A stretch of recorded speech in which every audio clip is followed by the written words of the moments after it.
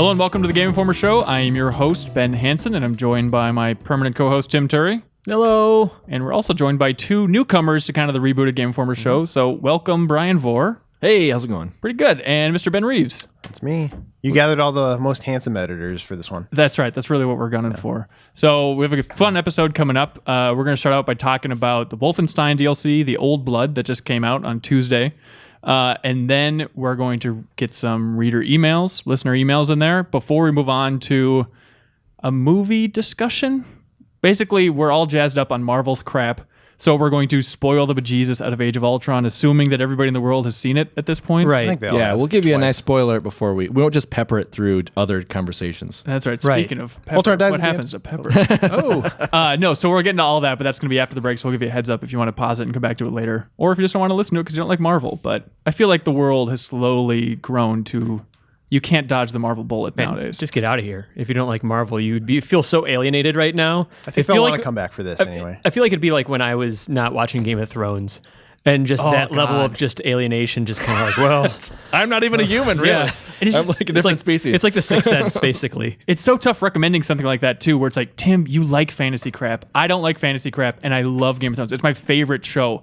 It's like there's that level of recommendation where you have to like sit somebody down and grab them by the shoulders and be like, no, really, you're missing out on something huge by not watching Like a pop this. culture intervention. And it reaches Yeah. that tipping point sometimes where you've recommended it so much that you're like, I don't even want to watch Right. it now. I kind of want to be the guy who doesn't watch it. like You know, Matt, that one Matt guy. Cotto and Terminator 2. Yeah, Terminator 2. Oh, That's his Refuses big to one. watch it. He's just like, nah, I'm never going to watch it. Here's a real story. Our coworker Margaret, her boyfriend, they were like, he has some kids, and Margaret's like, when do you and the kids want to go see Avengers? And he's like, what's Avengers? What? What's I'm like, this is Avengers? incredible. Like, what? That's not real. I don't believe for a second he doesn't know what This they was are. 2011. And to then? have This children. was yeah. yeah. So my wife actually has a friend, and we went and saw Avengers on Saturday, and she was like, you want to come see Avengers with us? And she thought she was talking about a cartoon.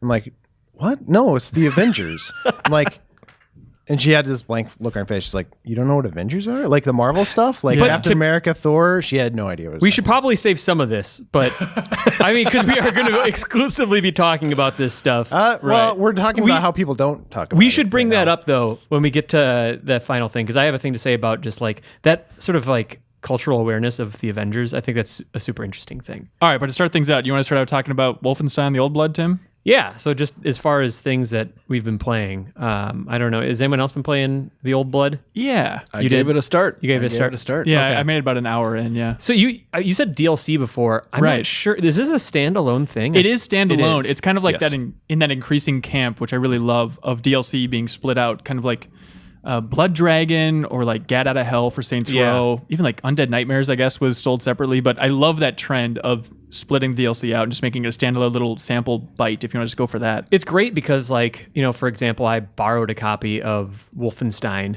but, you know, I don't want to buy that game just to get that DLC, but I want, like, that, I can't remember what the price is, but, you know, it's low enough that it's like, oh, I'll I think jump. it's $20, which is pretty solid for good. what you're getting. And it's decently lengthy. Like, so basically, if people aren't familiar with the New Order, I'll assume most people know about it, but Sure. it's basically rebooted Wolfenstein with super slick controls, kind of repetitive, like, you know, it's very straightforward first-person shooting, but it's super, super well done, just on a mechanical level. And then the story is like tonally all over the place, just sort of alternate reality. Nazis won World War II, and we are living in this kind of high-tech Nazi nightmare. You see it all over the place. And I didn't really play enough of the original. Probably played about the same amount of the original as I did the DLC.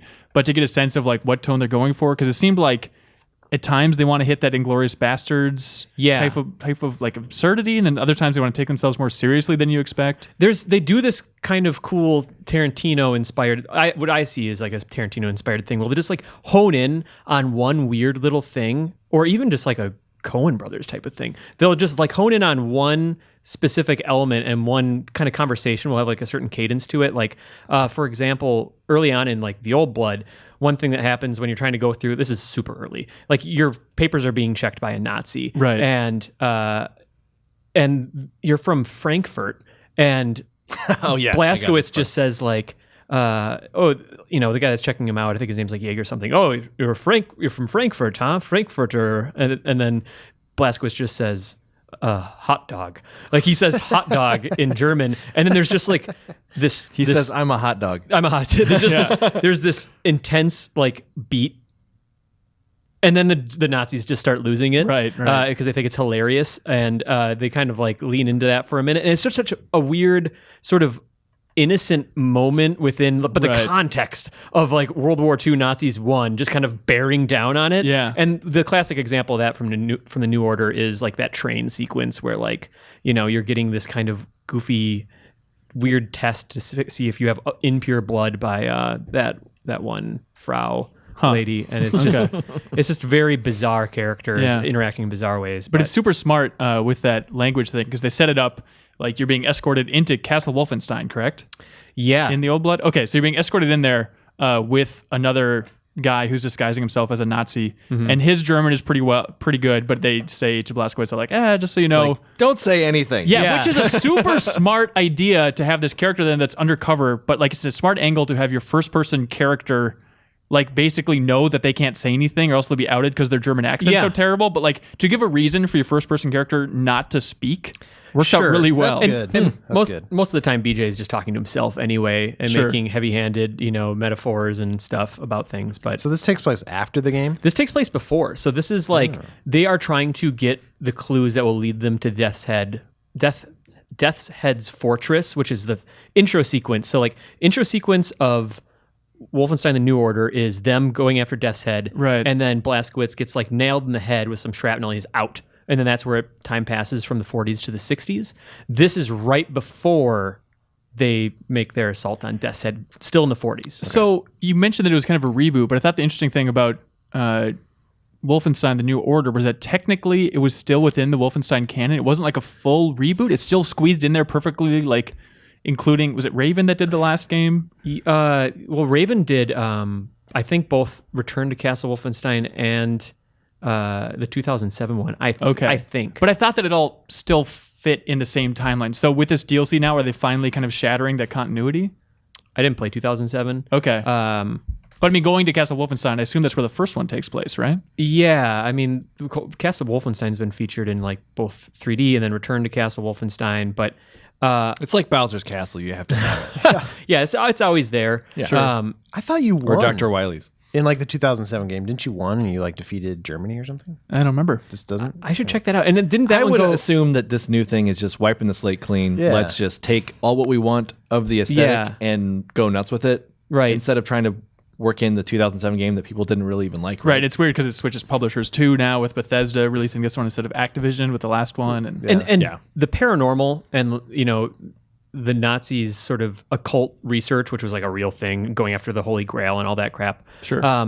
Is that's a real thing that the Nazis were tinkering with. I think the 2007 Wolfenstein went harder on the paranormal stuff. Okay. So maybe there was some sort of time warp thing I don't know about. But like for Wolfenstein, it seems like the New Order is a little more grounded. It's more like all the magic that's happening is because of like technology, like, it's whatever. We have this special concrete now, which means that we can expand our fortresses super quickly and have giant robot dogs and stuff.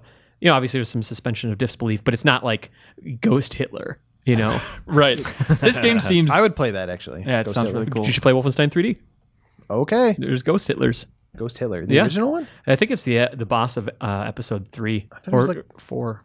How do you Okay. beat it? You shoot it? You shoot it. You have to fight several Ghost Hitlers, if I remember. Okay. I don't remember. I know I played that game. I don't remember the Ghost Hitlers. They Yeah. also fight Ghost Hitler in a Dragon Ball Z movie, Fusion Revival or Fusion Reborn. I think I remember you talking about Yeah, it's a really good classic scene. Gotenks takes him How out. many games has Hitler been in? Because he was in what Bionic Commando, right? Katamari Damacy. Well, he wasn't officially. Super you roll Mario him up. 64. He wasn't like called Hitler. He was called like, what was he called in Like the Master Bionic or something? Commando? Was he? Or- Oh, But you see his But- head blow up. was he called Hitler in the Japanese version or something? Oh, maybe. Yeah, that I could don't be. know. The Sniper series. Yeah. There's usually a DLC where you're taking out like Sniper Elite. Yeah, that's true. Yeah. But Tim, the whole Wolfenstein series seems exactly up your alley. I mean, like I don't think I'm more removed from a single like historical lineage in gaming than I am from like the Wolfenstein Doom world. Like I just have never ventured in there much at all. I don't As have a PC any guy, love. you were like a PC guy as a kid. I was like an RTS guy though. I guess Two 'cause, different like, worlds. Yeah. I mean, I kind of got into it in like the later 90s. I mean, I'm sure if I was gaming and old enough to play that stuff in the early 90s, like I would be more into it. But Right. I completely missed the boat on kind of the FPS PC Genesis. This is maybe weird, but like, so yeah, Wolfenstein for me is like absolutely one of my favorite series. And like, I have a long running interest of like World War II in general. And like anytime there was a class project, it's just kind of like, I'll do the weapons of World War II. That'll be mine or any World War, whatever we were studying. And I'd bring in like, transparencies to show up there. And I actually This is a spelling bee, Tim. No, listen, let me tell you about the MP40. It did take 9mm rounds. It jammed more frequently than the Thompson. But I actually played Medal of Honor for my social studies class in like 7th or 8th grade or something like that. Oh, wow. Were people into that? Was the professor cool with that? Was he Yeah, a my little- professor at 8th grade, I was, pretty advanced. No, he was actually really into it. Him and I had like he really liked James Bond, and we would talk about, anyway, he was like one of my favorite teachers. But anyway, beyond that, so I also really love the way that kind of like Hellboy and Wolfenstein deal with like the Nazis and like go harder on the occult stuff. And Sure. but yeah, I mean, the Wolfenstein series has always been awesome. I think something I like about the Old Blood is that it reminds me more of Return to Castle Wolfenstein, which was like this transformative first-person shooter experience for me. Like I had PCs that had varying. I had like one PC for the 90s that could run like it topped out at like Dark Forces. You know what I mean? And then by the time I got a new one of the first games I got was Return to Castle Wolfenstein, which was the first like kind of, in a post Half-Life world where everything like it's all 3D rendered environments and stuff like that. And it was just so good. And Old Blood reminds me of that. There's the big tram and the more like gothic architecture and going through like these catacombs and stuff, secret passages, talking about an old king's gold kind of scattered throughout the compound. It's an Did you interesting get anything idea. for picking up those gold pieces? I can't Like concept art or something? I don't know. I don't know. I think it might just be a collectible. It unfortunately doesn't make that cool Wolfenstein sound like the brown. Oh, You yeah, that would remember be that? nice. I know one of the collectibles in the beginning is just a Skyrim helmet. It's just Dovahkiin's Oh, helmet. yeah. You get like plus 10 armor for it or is that something. what that was? I think that's what they're Yeah, going I was for. like, yeah. well, that's not a normal Nazi helmet, but I'll still take it. Right, I didn't make the connection that they like. Oh my god, that's awesome! that's really that they cool. connected Elder Scrolls. What if it was the same world? That's what they were saying. Could be. Could be. Kind of You looks like never know. Tamriel. I tried playing. What was it? It was The New Order. Was the one that came out last year. Yeah. Right. And like it was like Mike Futter's like game of the year or something. Like our news editor like really loved it, and I was like, wow, I got to play this. And I was just surprised by how old school it was. It's so. 'Cause it Oh, with like feels the like- health and the armor. And You got to pick up health and armor, and like it's very like quarter driven. At least the early parts Yeah. that I played, and I just wasn't in the right headspace for it. So it's like maybe I need to go back and play it again. Do you feel like I need to play that before I play? Absolutely the not. DLC? In fact, I'd play them in the opposite order. Like, Oh, interesting. Here's the new order. This is a prequel, right? This is a prequel, and just for the fact that it's more bite-sized, and I actually prefer to like play it on a little bit easier of a difficulty because the way that the new order was trying to challenge me, it was more like. Remember when you were trying to play like Call of Duty on Veteran? And it's Yeah. just about like, okay, well, I'm staring at loading screens and memorizing where enemies come out. And I think that turned me off a lot too because I think the checkpoints were a little bit further apart than I'm used to. Yeah. Because they're so spoiled, like you die and you're immediately respawn Yeah. where you were. So But There's I- a bit of trial and error with this one still. absolutely. Oh, yeah. That's The- stealth crap the in the stealth beginning. stuff? That's why I stopped. Yeah, like Like you the stop- big machines where you have to like turn Yeah. off their electricity. I hated There that. is some forced stealth I up was like, front. I was playing that and I was like, oh man, Hanson's probably gonna have real bad trouble with this. I'm really bad at first-person shooters, but like all I hear about Wolfenstein, and I think like Dan Reichert was tweeting about this too, is just how much he loves the idea of like they promote stealth, they push you towards stealth, but then if you blow it, it's a little bit like Dishonored, I guess. Like you can always get out with an awesome action sequence, and so I was bracing for that, and then I get in there, and this early section of the game, you have to power down these giant, basically Nazi mechs, Super and then- soldats. and then if they see you. You have no chance of killing them, and you can't hide away from them for a while because the corridor is so narrow.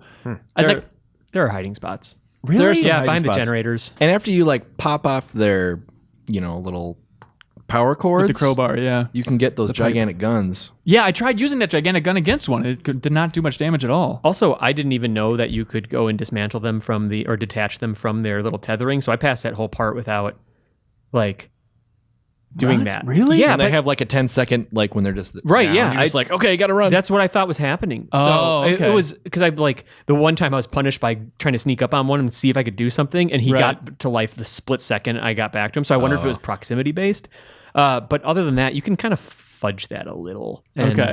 And their sort of line of sight, like view distance, isn't great. But So then, Yeah. what does the rest of the DLC look like? Tell us all about it, Tim. Beyond that first frustrating section, and that is that Hanson rage quit. Yeah. I wasn't super into that part either. I think like conceptually it was kind of cool, but the rest it just turns into sort of like a micro example of the highlights of Wolfenstein New Order, where there's a lot of those points where it's like, all right, there's 2 lieutenants. Here's the general direction they are. If you can go take those guys out, you can take out the rest without the worry of them calling in reinforcements. Wait, so it's like open worldy? It's not open worldy at all, but you'll be dropped in a bigger area that's non-linear. Like hub worldy kind of. It's like, so you start in the entrance and then, there's an exit somewhere. You might not even know where it is because you have to kill everybody or you might just have to sneak there, but there's just winding paths within. And if you go kill the lieutenants, then you won't have to kill too many dudes as you go through. And those parts are still cool. And then, you blow it. So you whip out your dual wielding assault rifles or whatever. And they have a new weapon now, which is like a sort of like looks like a cross between a flare gun and a grenade launcher. sure. You shoot that off. You should go talk to some 8th graders about it. Yeah, maybe I should do a presentation. Dual wielding in this game feels really good. It really does. It's just like there's such a punch to it. But the early It really drains out the old ammo. oh my god, your ammo you complete so fast. Yeah. Especially I did a pretty good job against those commanders, but like I would get the one and then I'd be like on my way to the second one and totally get caught and then just had to kill like 100 guys instead. there's And so many guys. Is it worth it just to like, all right, kill me and then start over? Is that what you should do? I have gone like the restart checkpoint always happens right before a stealth spot. So if I think that I could do that better and I know why I got screwed, I'll just restart the checkpoint. And if I'm not feeling like in the mood for stealth, then I'll go try to take out at least one of them and then just guns a-blazing. What I love about the old school vibe of this too is like some games you only get to have like 2 guns at once. In this one, you just get a like gigantic weapon It's wheel. awesome. Just Right. Don't worry about Yeah. Very old school in that side. And it's really clever. There's something else that's clever about this game, I think, is like, so when you weren't doing the kind of old, like Ben was saying, like the old school kind of, just straight up running, gunning, you had like this tool that was like a plasma torch that you'd use to like cut holes in vents and climb through them and, cut a hole in a piece of cover so you could shoot through it and solve some light puzzles with it. Their answer to that now is like, you're tossed into prison and you end up using like, you get stripped of your weapons.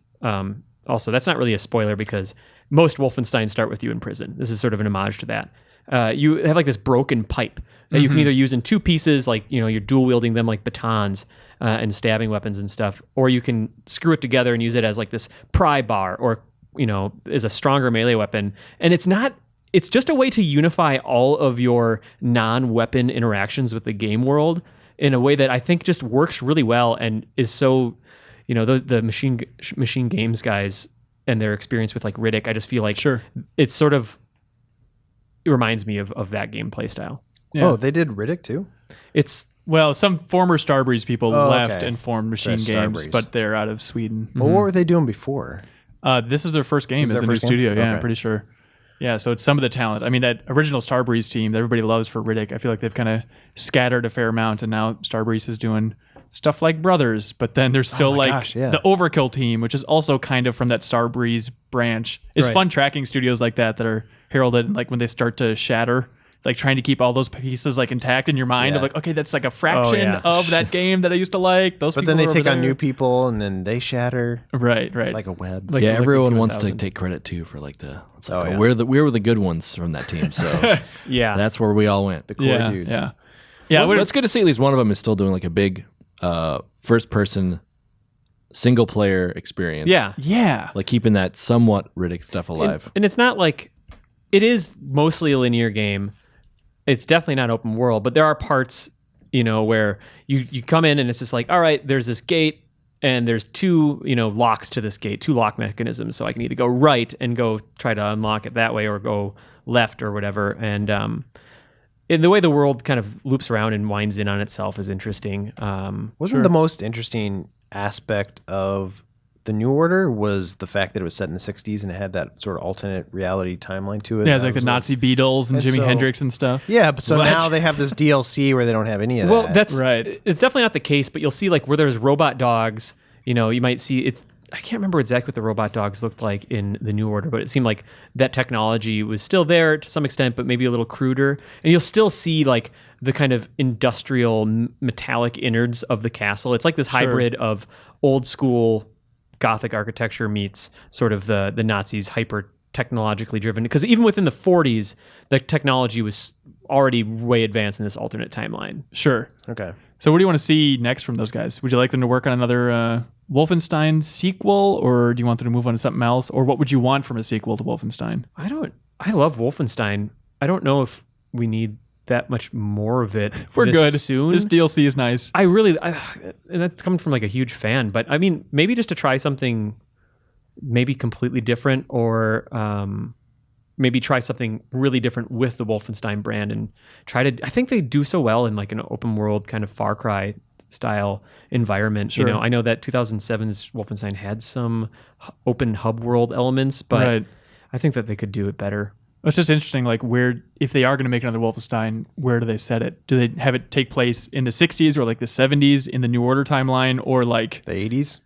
yeah, just The keep on 90s? going? I mean, Old or Beach gets little wrinkles in the Yeah. face. yeah, exactly.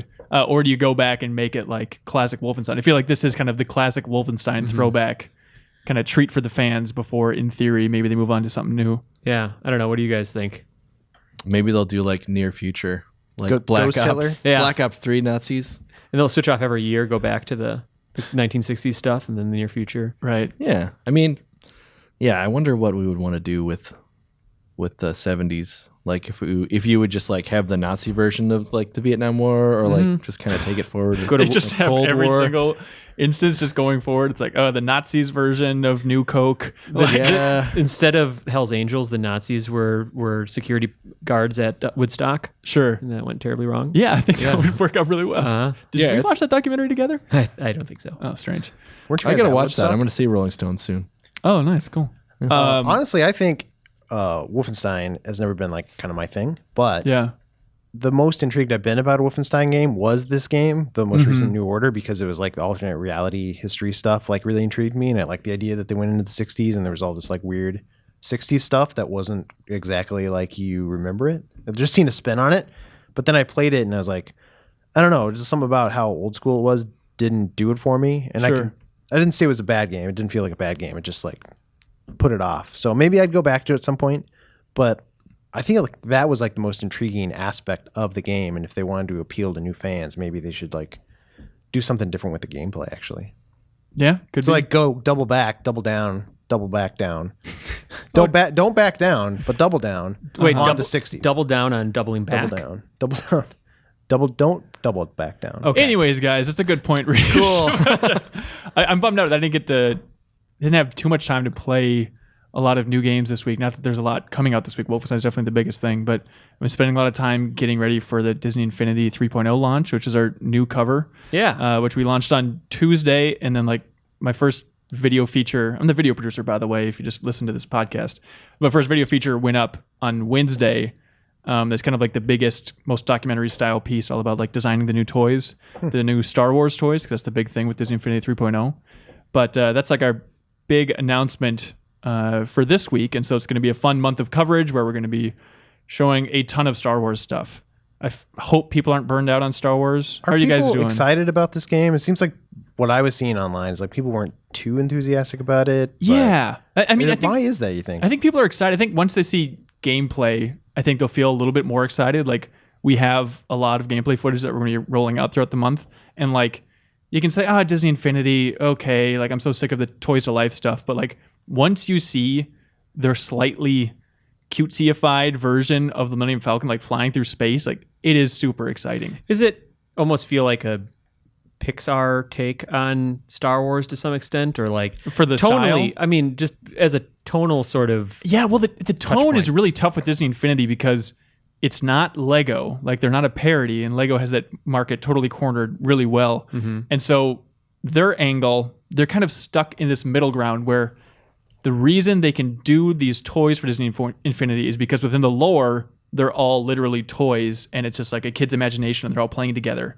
Oh. But they want it to be not completely wacky and comedic, and so they're stuck in this middle ground where it's like, our stuff is kind of canonical, but you can't say it's canon because they're technically toys, but we want it to kind of fit in that way. We don't want to be too jokey because we want to be satisfying on that level. So it's a tough spot to be in, but I do think that it will be exciting. Like with the first Disney Infinity, I'm a huge fan of The Incredibles, and so I got that game just to play through The Incredibles stuff, and I bought all those toys, and I have them lined up on my desk because I think the toys look fantastic. Oh, yeah, the toys are great. I mean, are you enticed by the idea of, Mr. Incredible being able to run around with Han Solo or something like that? Yeah, I think that's super cool. I think that novelty kind of wears off after a little while, but like they were talking about, just seeing Groot with a lightsaber, that's cool. Yeah. There's going to be a lot of fun, wacky stuff in there. And the game, I say how they're not going for a pure jokey tone, but there is like some lighthearted stuff in there, and we didn't get footage of it yet. It might still be coming, but believe it or not, it's tough to get approval for all these things going through Disney and Lucas and Marvel to try and get us footage. Yeah, no kidding. It's just like it gives you just a flavor of what that development team has to go through just with all these licensing nightmares. But anyways, like one of the coolest things that we saw when we visited Avalanche out in Salt Lake City was that like every Star Wars character, they have like their finishing move now in combat, because like Ninja Theory is helping out with a lot of the combat redesign and stuff like that. But Han Solo's finisher is he freezes other people in carbonite. And so like that's kind of cool, actually. It looks hilarious. And Wait, so like, he has like a gun that he just shoots people? Yeah. Okay. And so then they turn into carbonite, and then like you can do it to another player character in like split screen or multiplayer, Then the other character can like waddle around in this carbonite block. Is there little feet? All right. still Yeah, funny? yeah. Carbonite? It's just absurd to think That's of like great. Han Solo uses that thing that happened to him once as a weapon against other people. Yeah, it is. It's like the worst thing that's happened to me in my whole life. Yeah, and I've been I'm to just Hell, gonna- and I'll send you there. It's I like know what it's like to hate this. will he's like see a you in super hell. villain. It's like the thing that you'd most associate with Han Solo, but then really you should have like one of those little figures, those little dudes that are running around Cloud City, and they should be doing it. That's true. Yeah. I don't think they've announced that yet. No. So can you break out of that? Like you Yeah, just it's waddle just- around forever? Yeah, no. I don't know about It's that. probably like an ice block where it like just thaws. It's exactly like that. understand. You don't have to call in Leia every time. Yeah. Put in the code on the side of your box. But I do think it is going to be tempting for people to pick it up just to play through that original trilogy content. But that's not the bundled set. The bundled set is like the Clone Wars era. So And if you want to get in on this business, you Yeah. have to buy Clone Wars, and then right.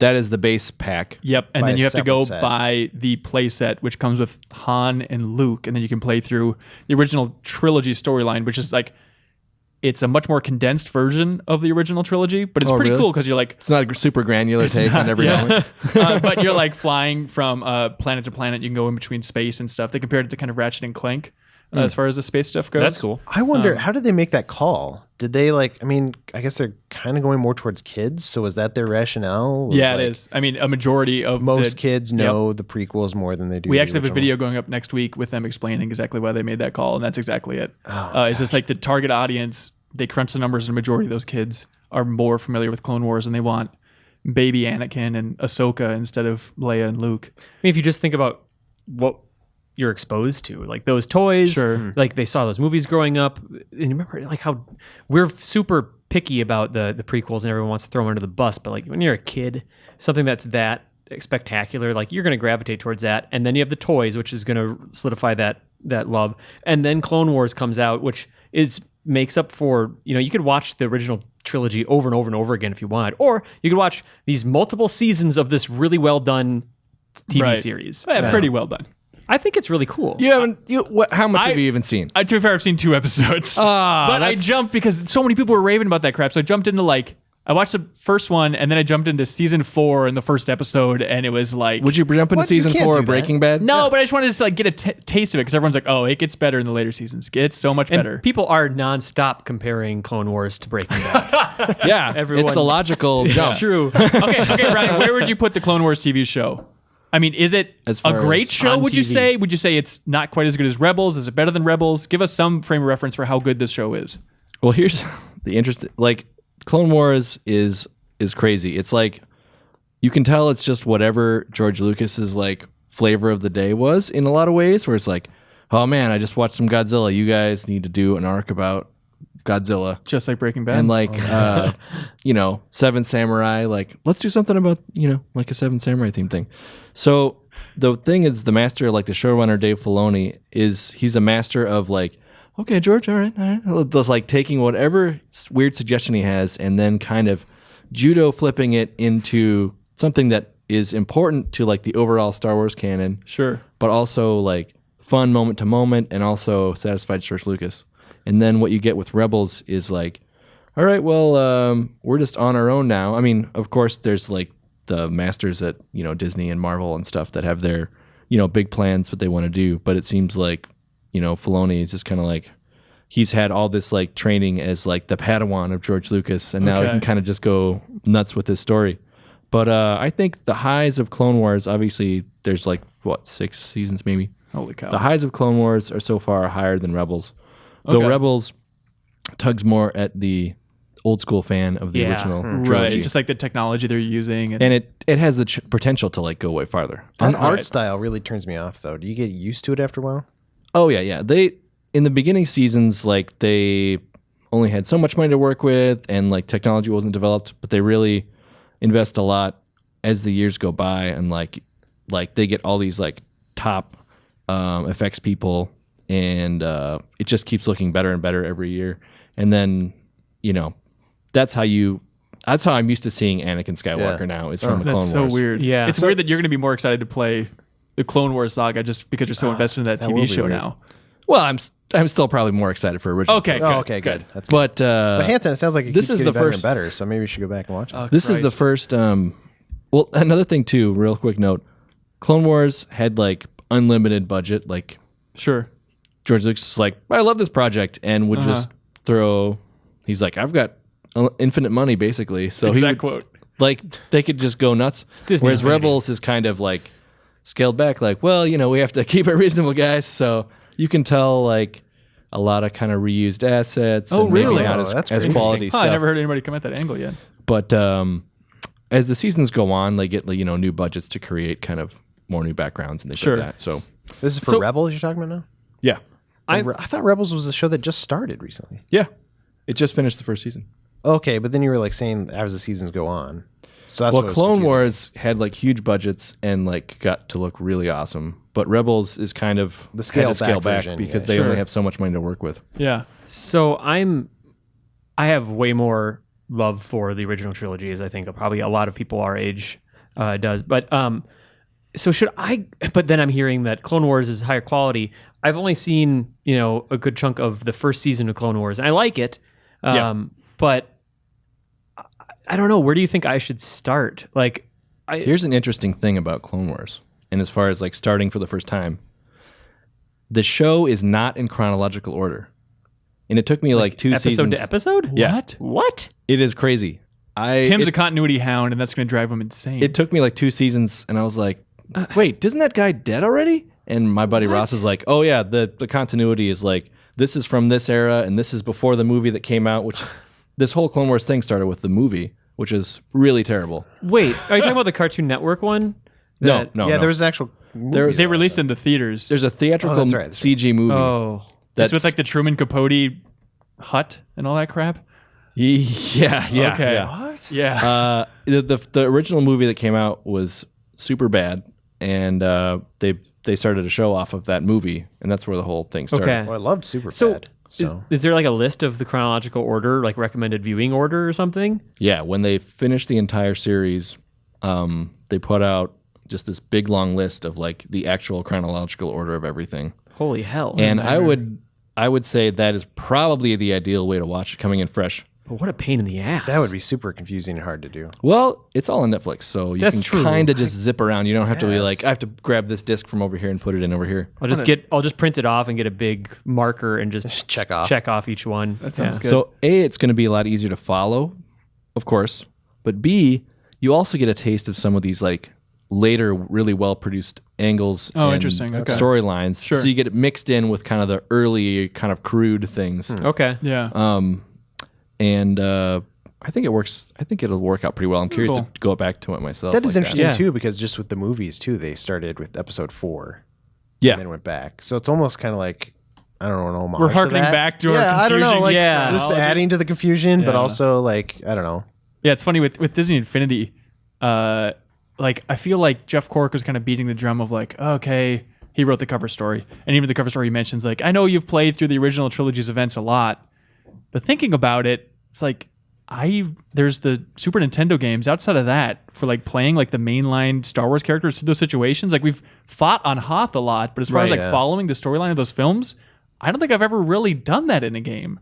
You know, It's so like, the well, you've done the third Rogue trench run a Squadron. lot. yeah, I guess it's just kind of like Trench Run. scattered bits and settings, but never like we're working through the entire trilogy in a very condensed form. And it's never totally focused. You know, like Bryan mentioned the trench run. You play something like not Rebel Assault, but Rogue Squadron. Right. You know, hey, the trench run's in there, and then here is the Battle of Yavin, and Sure. and like Well, here. the third one even had the like foot's on the ground. God, like that when- terrible You garbage. shouldn't Oh, play yeah, it. that's Like really it's not a bad. good example. Right, but yeah, I think we've not had a worthwhile interactive retelling of that entire Right. trilogy. But And like this- Lego Star Wars games didn't touch I on guess that? that's true. Oh yeah, I guess that's a great example. That And is the Cork one. Yeah. is always playing Lego games, so that's It's probably true. his touch point. And I couldn't get really into the Star Wars Legos. I played them all, and I liked them back in really? 2005 or whatever. you Yeah, know? no, Yeah, I liked I them thought when they they were really came fun. out. Maybe I should. You know, I think I started with the complete saga. I would Okay, start with So It's a lot to deal with when you're playing all 6 movies. it's daunting. Lego Marvel is a good starting point for Really? Lego games. I think I might go back to the Lego complete saga or something. Yeah, it'd be at some interesting to point. play it now that the added voices are going back to before Lego had the actual like voice tracks in the game, and there's still a lot of like pantomiming, and like I do think that the Lego games are super funny, even like back then. That, like all the cutscenes are really Right. funny, so I think it'd work out well. Play it on PC and it'll look really nice. And That's a good point. You could probably get split screen on PC and everything. Yeah, or just wait for Disney Infinity. I mean, you're going to be doing that this year.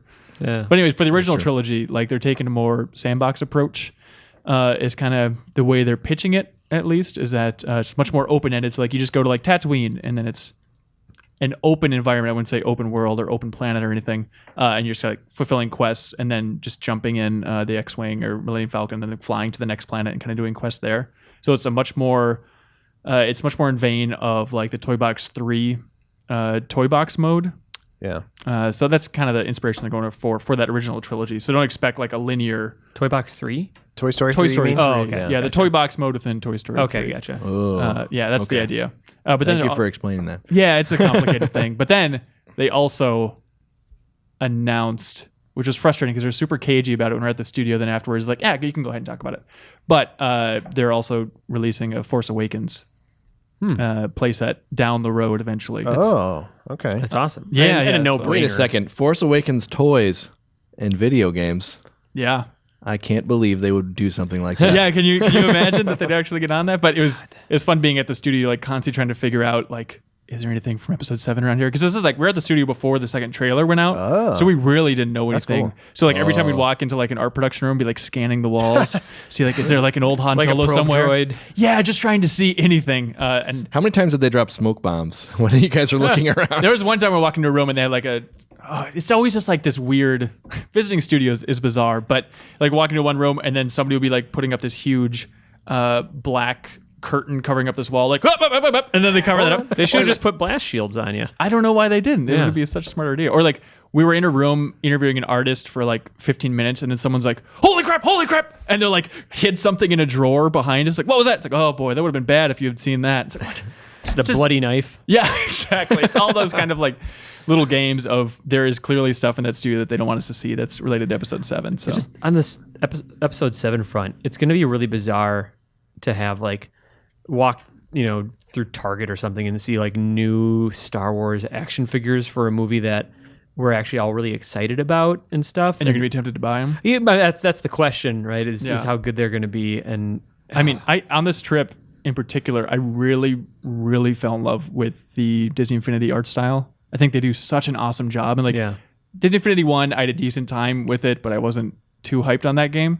And 2, I didn't play that much at all. But like I love that art style. And seeing those Star Wars figures for the first time, it's like, well, Leia is that's the coolest looking Leia figure Right. I've ever seen. I just have to buy it. I can't help myself. I think I'm seeing sort of the same thing in it. Obviously, I haven't had as much exposure to it as you, but like, I don't think that the Disney Infinity toys that have existed so far say for maybe the Marvel ones, have been that far of a departure from like what those Disney characters looked like in the first place, kind of. Sure, they're yeah. all unified under this new art style, but I think that the Star Wars characters is like the farthest flung iteration because for the most part, these characters have existed as the actors themselves or action figures that were approximating those actors, and now it's just kind of like scrap all that and look at them in this really stylish way. Well, remember the Lone Ranger set?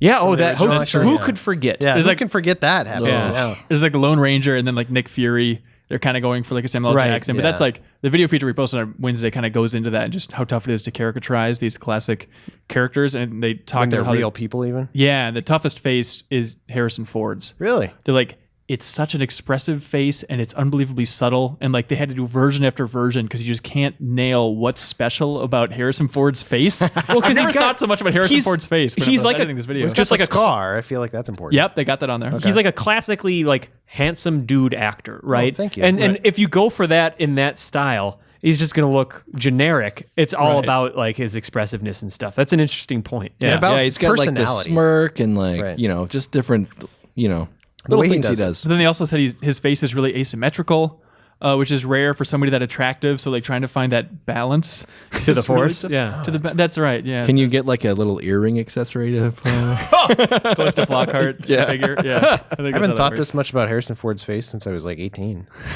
Hey, Reeves, what else have you been playing, man? What else have I been playing?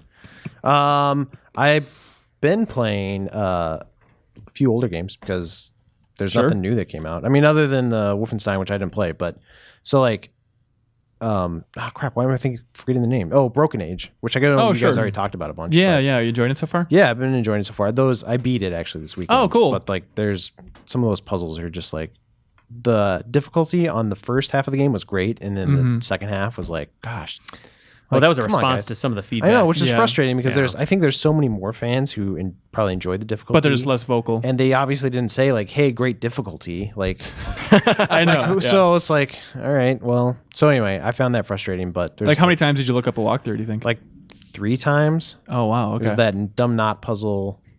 Like there's That's all I know about Broken Ages. There's a really yeah, dumb there's knot puzzle. dumb knot I puzzle. saw Tim Schafer tweeting that that's going to get patched in some way. Really? There's some problem that some people were having with the knot puzzle. I'm not sure if it was one of those puzzles where it's actually supposed to warp you back to the hint room. Yeah. Well, you can do that. It's a that, dialogue yeah. option. And I had that too, but you'd have this like dialogue with this guy, and it was supposed to like end with a certain knot, and it matches your diagram. But then like sometimes my diagram wouldn't match up, and I couldn't get the diagram to it's match just up. an annoying little It's just puzzle. really annoying. On that topic, I've been playing that a little bit too. I haven't played it for a little while. I need to finish it up. But I got to this puzzle where you have to like figure out this pair of space boots, and there's all these different criteria for like, you know, you have the classic like limited information, you have snippets of information that you can help kind of form a greater picture of it, like what are the color of these space boots, what's the pattern, what size were they, and there's this weird thing the game does where the character literally draws out a chart that suggests that like, okay, you should fill out this chart, here you go, but like I couldn't But figure then out. you can't fill it out. You can't Like, that's interact so with annoying. it. Yeah. It's like a subtle cue that the game's saying like, "Hey, look at this character drew this chart, and now you should do that, Yeah, now you dummy." But I'm like, no, I don't want to do that. You have it right here. Yeah. Should I be taking a picture of this and then should I print it out? Like, I don't want to. I just don't want to do that. I tried for a good 5 minutes. I was like, am I doing this wrong? Like Me I kept too. like clicking on the squares. Can I click and then these it just squares? closes it. Yeah. Yeah. And I'm like, It's just like- so confusing. I would thought rather- it was bugged. They should have just broke the fourth wall there or something like that. It was just They should have Tim not given me that Schafer's chart, head I just think. rises up on the screen. yes. They kind of did something, not exactly Toasty. fourth wall breaking, but my favorite thing, which you didn't talk about last week, is that like when they launched the game, they set up a tip line, which is just like a cell phone that they had in their pockets. And so like the day that Double Fine launched the game, they all went out drinking and were celebrating, and they were constantly just tweeting out from the Double Fine account like this cell phone's number.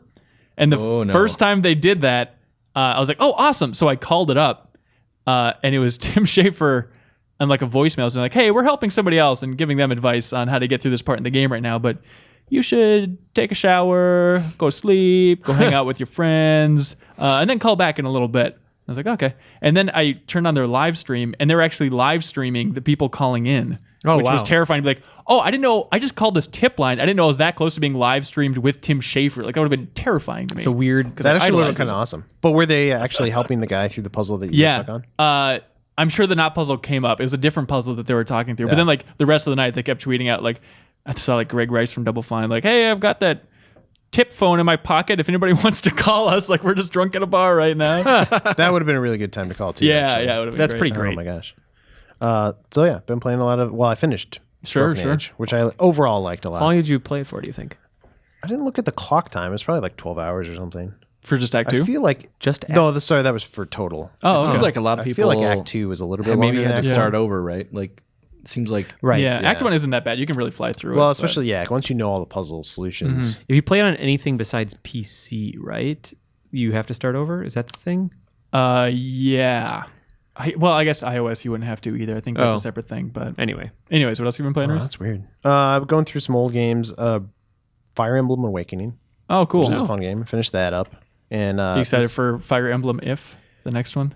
Yeah, kind of. Like, I've never been a huge Fire Emblem guy, but I love strategy games. And so, like, everybody was like, oh, Fire Emblem Awakening's so amazing. And I'm like, I should give it a shot. And it took me like 6 months to play through. Okay. Because I would like keep getting, tired of it and go back and okay. taking a break. But I finally powered through it and it was fun. And actually, one thing that surprised me about that game is like the story is actually really interesting. Right. Especially for like a handheld game or a strategy game like that. Huh.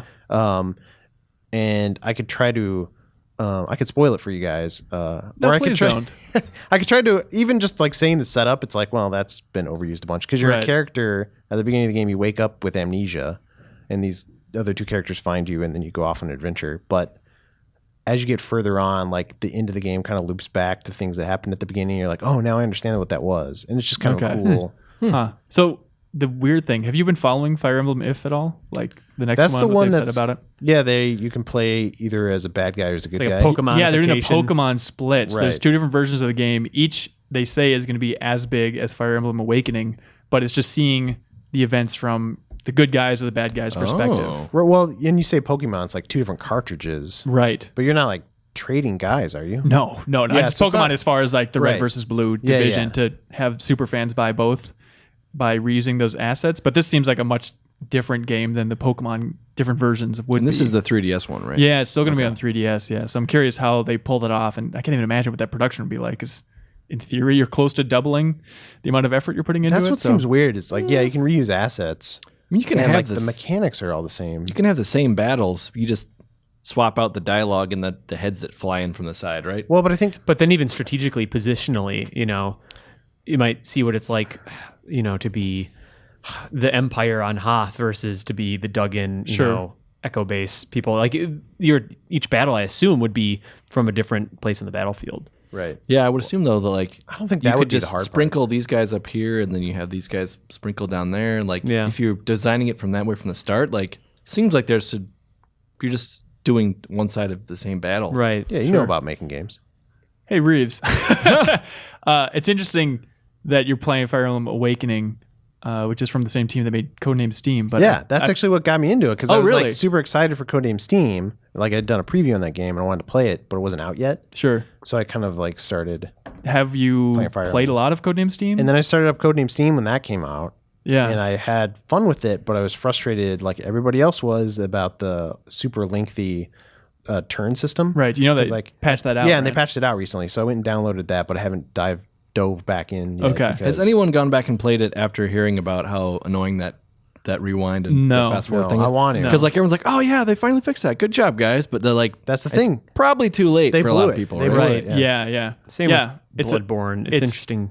Yeah, no, it's a very similar trajectory as Bloodborne. Oh, because Bloodborne has the like super long load times. Yeah, Right, and actually right. I finished it like the day before that patch came out, Perfect. which is super dumb. It reminds me a little bit of the Halo Master Chief Collection and them fixing it when it's too late.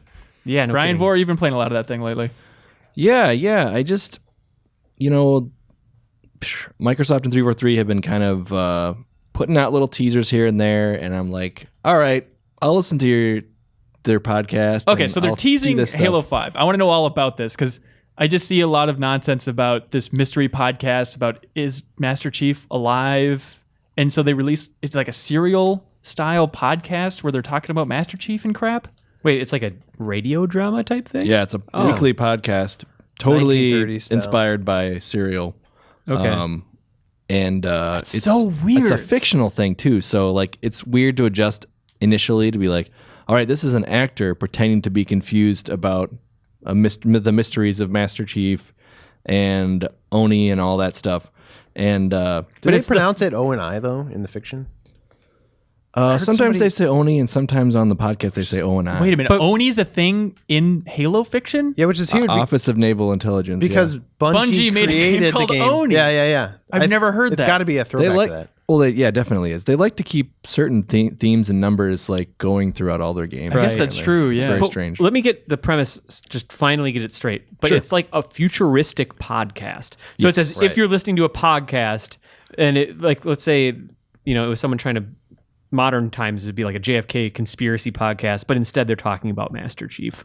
Yeah, it's like released over like the cybernet or whatever they call it. Oh, God. Is it dorky? Is it entertaining? Is it revealing? Okay, here's what I'm kind of confused about. And maybe I need to like dig into like wikis or Reddit or whatever. But it's kind of like, did you know that Master Chief was like abducted when he was 6 and trained as a Spartan, and it was really a weird thing for them to do?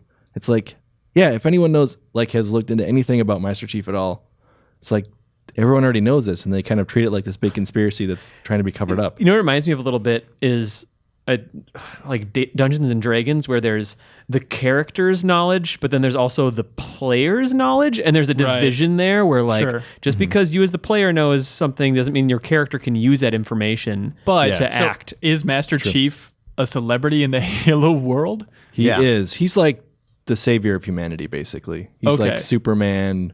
Like, was it like Halo 2 like Iron or like Man. New Mombasa when they were trying to Oh, yeah. invade, the Covenant was invade? Like, he just like beat up everybody and was like Okay. Mr. Awesome. So it'd be like a podcast about Jesus, and they'd be like, did you know he was born in a stable? Yeah, we got it. Yeah. Oh, whatever. Yeah, Same come deal. on. I actually was listening to this podcast because I heard Bryan talking about it last week. And I was like, oh, that sounds cool. And there's only like, They're 15 minutes long, so there's it's like 6 or 7 of them, and they're only like 15 to 20 minutes a piece. So you fly through them in a day. And it was fun, actually. I agree with Bryan's thing because I read the Halo book when I was a kid. the Fall of Reach, right? Yeah, the original one. And because there's like a million of them now, but like I read that one and I read a bunch of comics, and I'm kind of like a Halo fan. Sure. So I know pretty much everything that they've introduced quote unquote in this podcast. But just hearing it in a new medium is kind of fun. But it's still kind of fun to like hear it in like the way they've presented it as this like journalist who's investigating the Master Chief. Sure. Okay, And this fiction that they've created. It's kind of exciting, and it's a good presentation. Would you recommend this for someone like me who has no idea or actually immediate interest in the lore behind Halo, but let's say I was going to go back and play the early Halo games with a friend and I wanted to get a little greater context? Would this be the way to like easily get a little better context and appreciate those first Halo games more?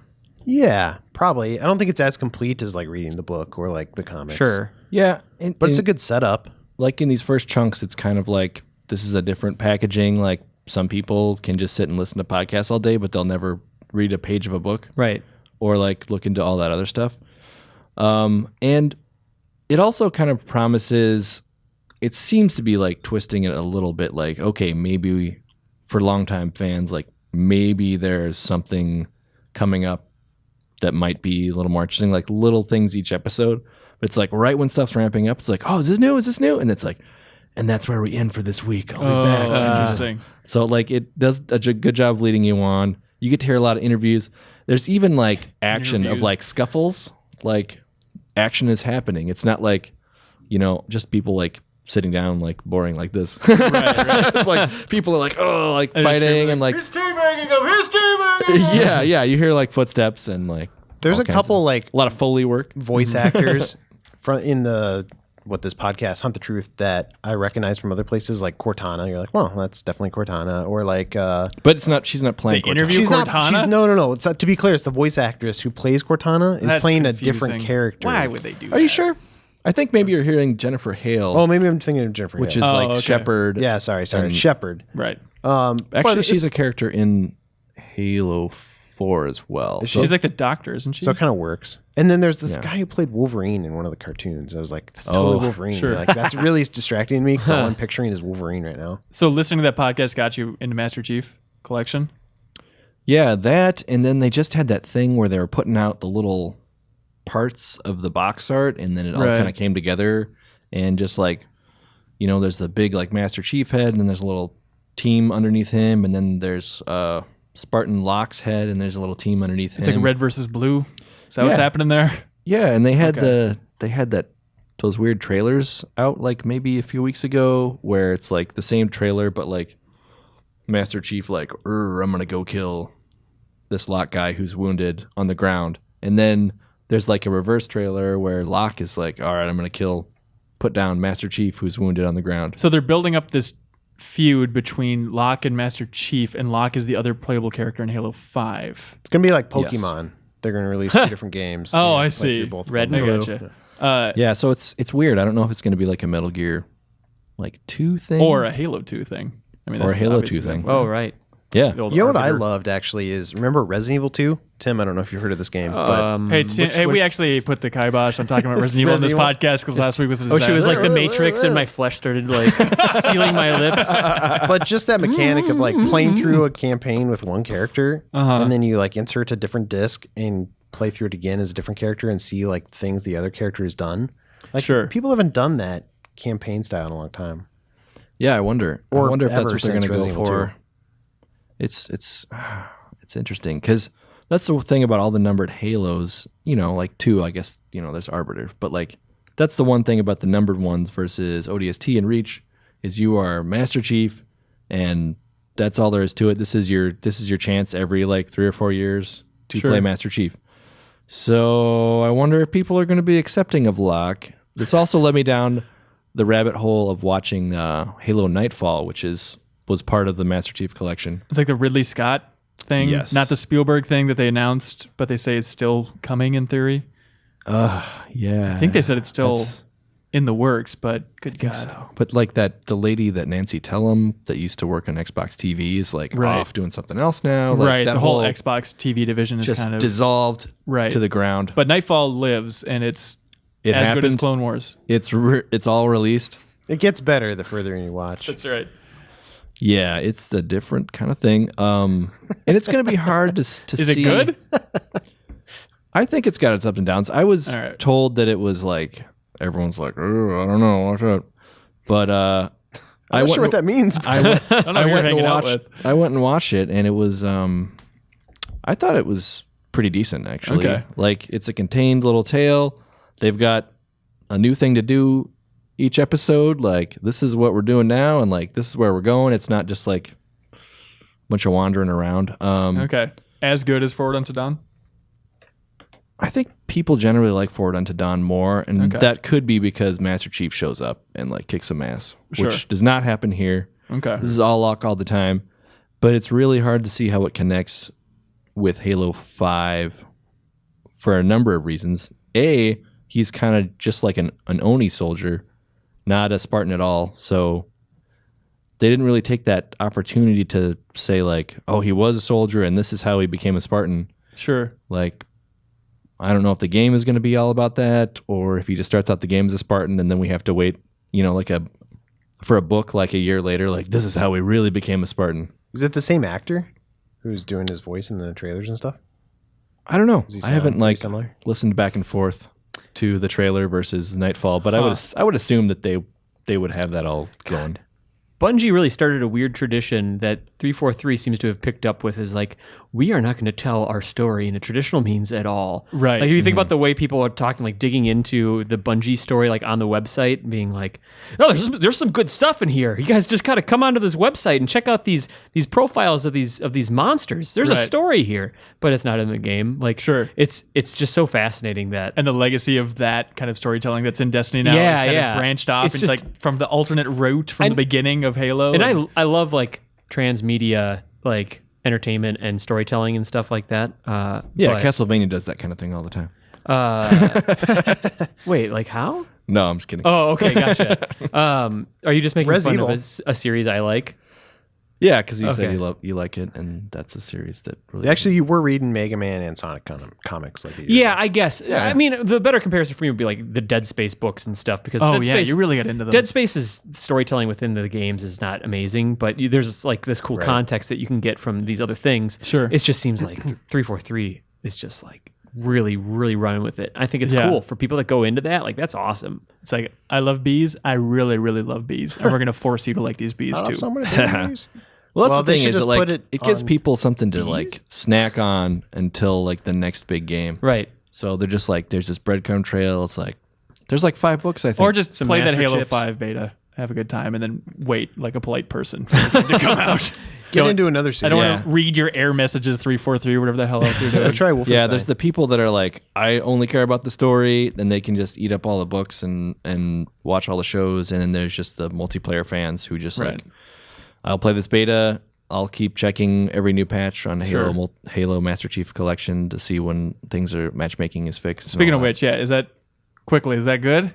Are we good to go on Master Chief Collection? Can people finally relive some memories, or is it still in the pot? From what I understand, it's supposed to be relatively back in order. Okay. Have you been playing multiplayer? I mostly was just like, it's been so long since I played, like since the Halo 4 actual release. I Sure. wanted to be like, okay, let's see if there's anything that ties back with all the stuff that I've been like watching and listening to lately. Is like, is there any direct ties to 4 or any hints to with these like trailers to Halo 5? Sure. So I just have mostly been focusing on that. And man, the Master Chief version of that, I mean, it feels pretty much like a modern game. I mean, Yeah, I the mean, initial 4 360 looks so good. on 360 it even Yeah, looked good, yeah. and then when you have like the high frame rate and like the high resolution on this, Sure. it's like, I don't know, this feels like a modern game. I was playing it back and forth with Wolfenstein, and Yeah. it's they hold up pretty comparably. And Nice. Cool. I remember being really excited when that collection came out because I was like, oh, I'm going to play through all the campaigns again with a buddy Sure. online. And like No, you can't do that thing. played one Yeah. level of the first game. It's just like, Yeah, it turns out trying to line things up it's these hard, days is yeah. difficult. It's That not, was- not in college anymore. So Yeah. It's not as almost like easy. you have to have a roommate that it's just there, and it's like, well, I know you're home. There's nothing else you should be doing Let's right now except play. playing this game with That's me. exactly what happened because we tried like at least 3 times, which we could have tried but I harder. gotta watch the new But, Mad Men. Yeah, exactly. Things like that would happen. It's like, oh, I'm out Yeah. watching Avengers or whatever. Tim, you recently rough. played with your roommate. Did you play Heroes of the Storm? Oh yeah, that's the other thing I've been playing besides Wolfenstein is the release. You know, we're talking about games that hide their story. I think that Heroes of the Storm does a great job of kind of bringing its story up front. you I know. love that tutorial. You're well, the joking. tutorial- but, like, I am joking, but the tutorial I is think it's great. super funny. Just like, oh, there's something wrong with dimensions or whatever. Yeah. And yeah, so I'm not a MOBA expert. I'm interested in Heroes of the Storm because, as people have probably heard, it is the most accessible, less esoteric MOBA that there is. And you don't. It's group experience, so you don't have to worry about like leveling up your individual character. That's awesome. Yeah, that's really nice. You don't have to worry about buying items from a shop or anything. Yeah, there's no It's- item system whatsoever. It's just like it reminds me of the simplicity that that Battleborn was introducing. The Gearbox sort of FPS Sure. MOBA inspired thing, which is just like you level up, choose 2 skills, and then you're going to kind of start seeing your path go down. And I played with my friend Dave, and he's played a lot of this with people that taught him how to play it. So, we all hopped online, got Skype going, and I was basically being told what to do.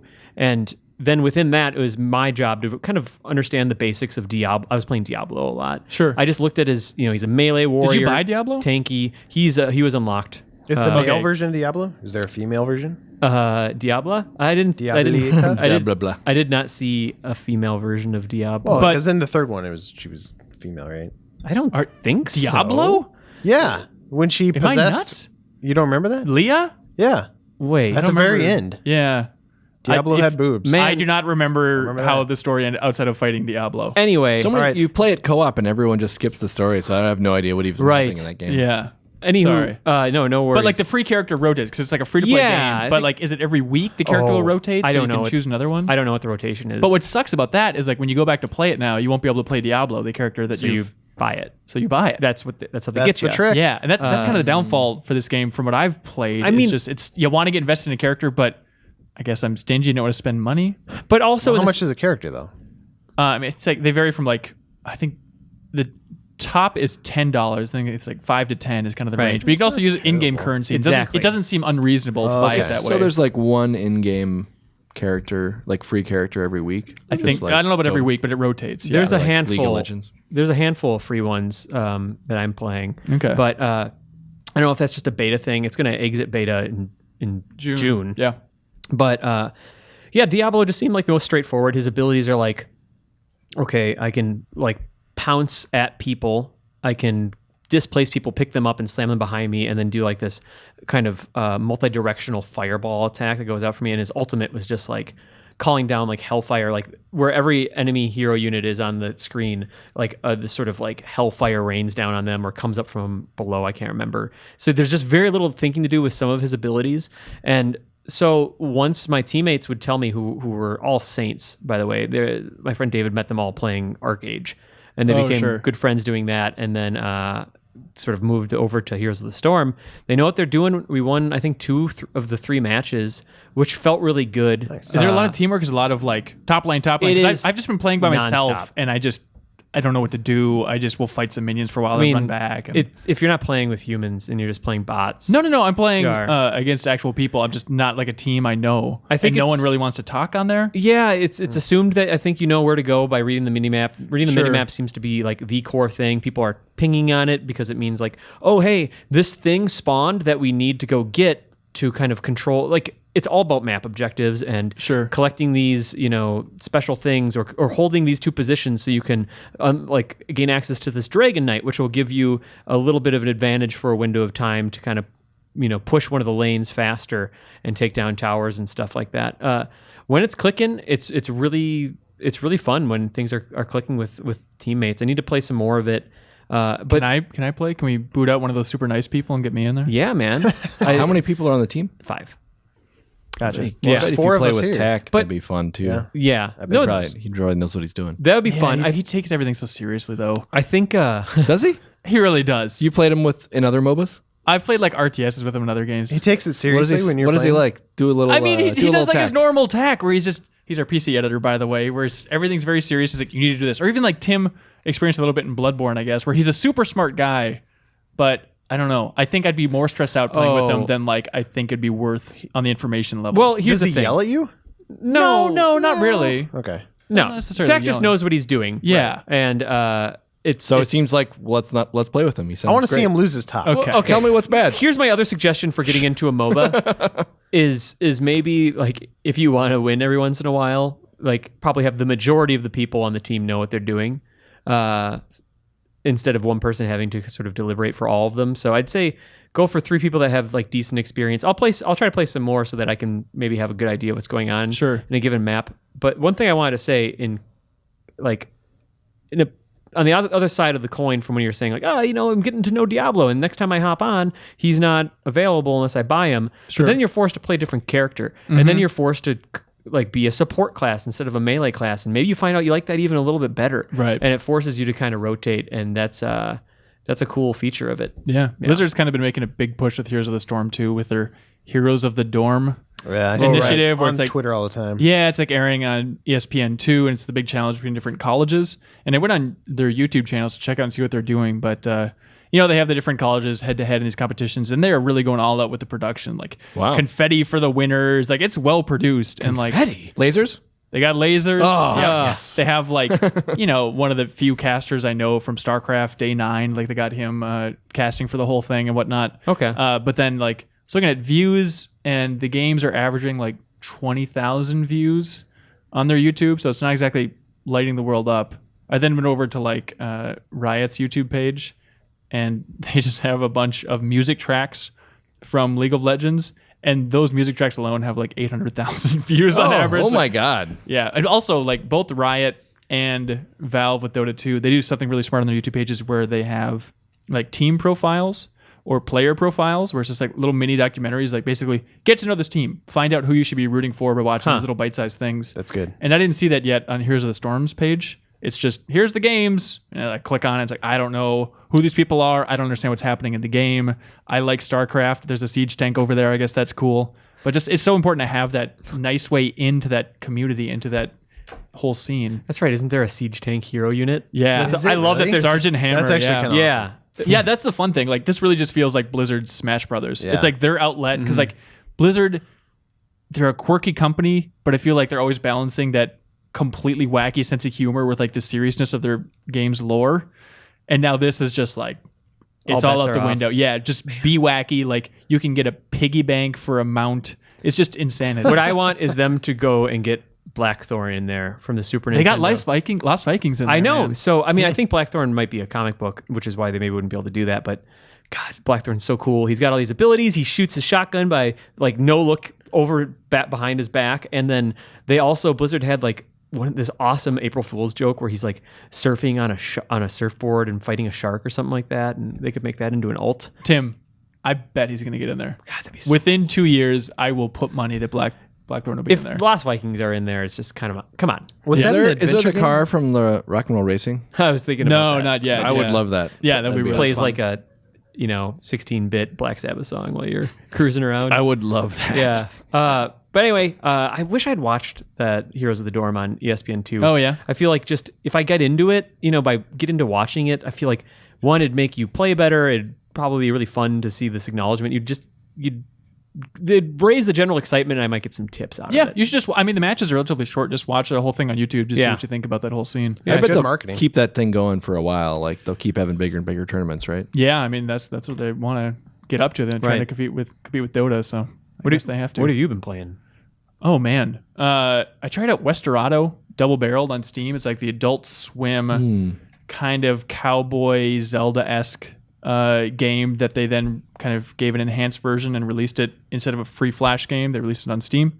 I'm that's why the intrigued. double barreled thing is on there. Okay. It's relatively cheaply made, like pretty crude animations. Like there's an animation of the gunslinger like rotating his gun, and it's just like 4 frames of animation. Okay. It kind of, this is a weird comparison, but walking around in the world and like shooting the gun in Westerado, it feels like the Apple II Oregon Trail and hunting in that. Oh, all right. Like the graphics aren't too dissimilar. Westerado obviously has color and everything like that, but just like that very It's like watching your projectile go across the screen slowly. yeah, to some extent. But I played maybe 45 minutes of it, but it seems pretty cool. Like it has a great feature where you can pull out your gun at any time and then like people will react to it. Like townspeople will run away or somebody will just pull a gun out on you and fire at you. You can shoot the hats off of people and then put them on your own head. But it actually got me in the beginning with the story set up. There's a twist in there that I should have totally seen coming and I didn't. But for a game that's, so retro and so simple as it is in the beginning, to be impressed by the story within 5 minutes, like, wow, All right. not bad, Westerado. I love the idea of a Western Zelda. Yeah. And That is cool. Is it as cool as that sounds? Because It's not like I wouldn't call it like sounds really cool. to Don't me. expect it to be like a Zelda clone. Also- you're not like Well, I going into mean- dungeons and stuff like that, but I think you should Developing definitely check for it like out. 6 or 7 years by like the perfect Nintendo team. Like, Gosh, that'd be, no, even if yeah. it had like old like Super Nintendo style graphics, that'd be fine. Also, Right. if you want another little bit of a taste of like Zelda-inspired Western stuff, you should play Dylan's Rolling Western. Oh, yeah. Which is essentially like tower defense meets Ocarina of Time's Hyrule Field with Zelda kind of Goron rolling and combat. Do you recommend the first or second one? I've only played the first one. That came out a while ago, didn't it? Dylan's Rolling Western, yeah. Sequel 3DS was game. maybe last year, the year before. Okay. I enjoyed it. It's a more little- recent than I thought. Then It's a little repetitive. It gets a little Sure. repetitive, but like it's fun. Yeah. Good music. So you know what I was really excited about today? Just found out that Shantae and the Pirate's Curse finally came to Steam. I know it's been on Oh, the yeah. Nintendo systems for a while, and I know Tim, you didn't necessarily fall in love with it, but I've been wanting to. I played all the Shantae games. Yeah, it's like Way I wanted to try it Forward's out. It's not- beloved original game. I can't remember exactly what I Yeah. gave. Did you see what I gave it? I can't remember. Was it somewhere in the 7s? I think it was. So like again, people shouldn't take that as a bad score. It is an okay game. The music's amazing. It's got more from Vert, from Jake Kaufman, the Shovel Knight guy, and He's like, awesome. So it's just spot on music. When it hits, it hits. But otherwise, to me, yeah, it felt a little like repetitive and I don't know. Yeah, it was a little uneven, but that series there's has some been fun around there. far longer than I ever expected. Yeah, I've been ignoring Shantae for a long time. Since the Game Well, Boy you don't Color. even like Metroid. Like you don't like any Metroid or Castlevania or anything. I hate them all. Yeah. No, So- I don't know. I'm not big on like the retro throwback stuff. I guess, and I kind of see that as like, oh, it's like that platformers of old. It's like, I don't really care about the platformers of old. I'm sorry. Well, you love Mario. I like 3D Mario. but not 2D. You don't like like 2D I'm not. Mario? I'm not passionate about 2D Wait, Mario. I didn't realize that you just Yeah. didn't care for like 2D action platform. I mean, I love Meat Boy. I mean, if there's some that'll really sound, I love Rayman, for example. Feel like the level of creativity is beyond that level. Or Meat Boy, it's just I think it's a combination of the music and the challenge that I really get into. But so like, what about Ori? that falls in that Metroidvania camp. Like I played like 3 hours of it. It's probably too hard for you. So you want And it to be it linear. was really too hard. You want linearity? No, not necessarily. It's just not necessarily my thing. Oh Do you my like god. 3D Metroid? Ori and the Blind Forest finally patched the stuff that was wrong. Oh, what was After all wrong this with it? time. Good for them. Like you can't. Apparently, there's a lot less getting stuck in walls. They have this new save system where if you get stuck in a wall or something goes wrong, you can back out. And apparently, in the main menu, when you select the thing, if you hold the button down, it'll give your like last 5 saves. They'll just kind of pop up. Oh, and you that's kind of awesome. go back Okay. 1 or 2. That's nice. cool.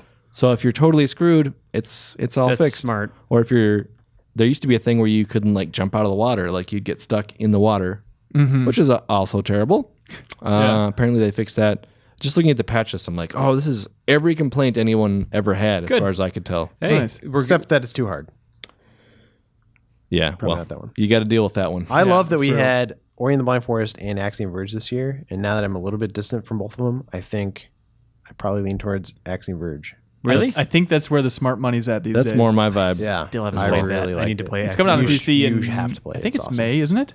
Yeah, it's coming up really soon. In Yeah. PC. So I'm looking forward to checking it out there. That'll probably be how I play it. Yeah. Yeah, for sure. So outside of that, I always keep an eye on like the iOS App Store charts, and there's this one climbing the ranks, and it's called Lifeline, which is confusing because that's also the name of a PS2 voice terrible game that we did on replay a while back. Oh god. But this Lifeline seems to be doing really well sales wise, and I couldn't figure it out exactly what was promoting it, but I think it's like one of the first interesting games on the Apple Watch. So maybe it's just the Silicon Valley crowd is kind of bumping it up. But the way it works is that it is a text adventure where you're choosing basically between 2 options.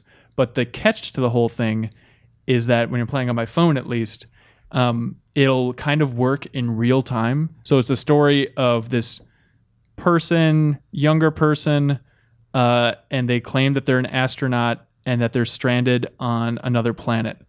And so they're like, hey, I'm just sending out a distress beacon. Can anybody hear me? And then like you reach it on your phone and like, yes, I can help you. And like, oh, thank God, please help me out. I don't know what's going on. I'm confused.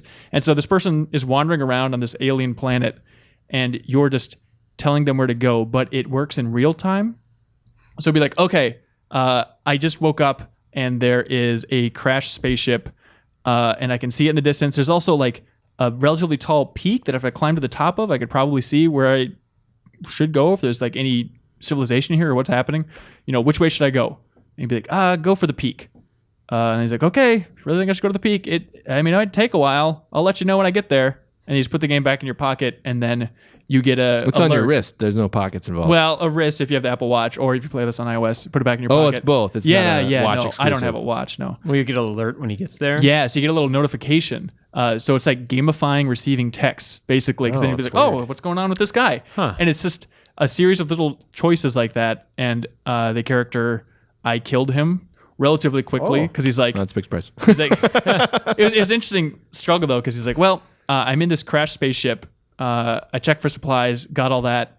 I can either, like, it's getting cold on this planet, so I can sleep in the spaceship and be cold, or I could go out by the rocket or like propulsion, but it's kind of emitting radiation.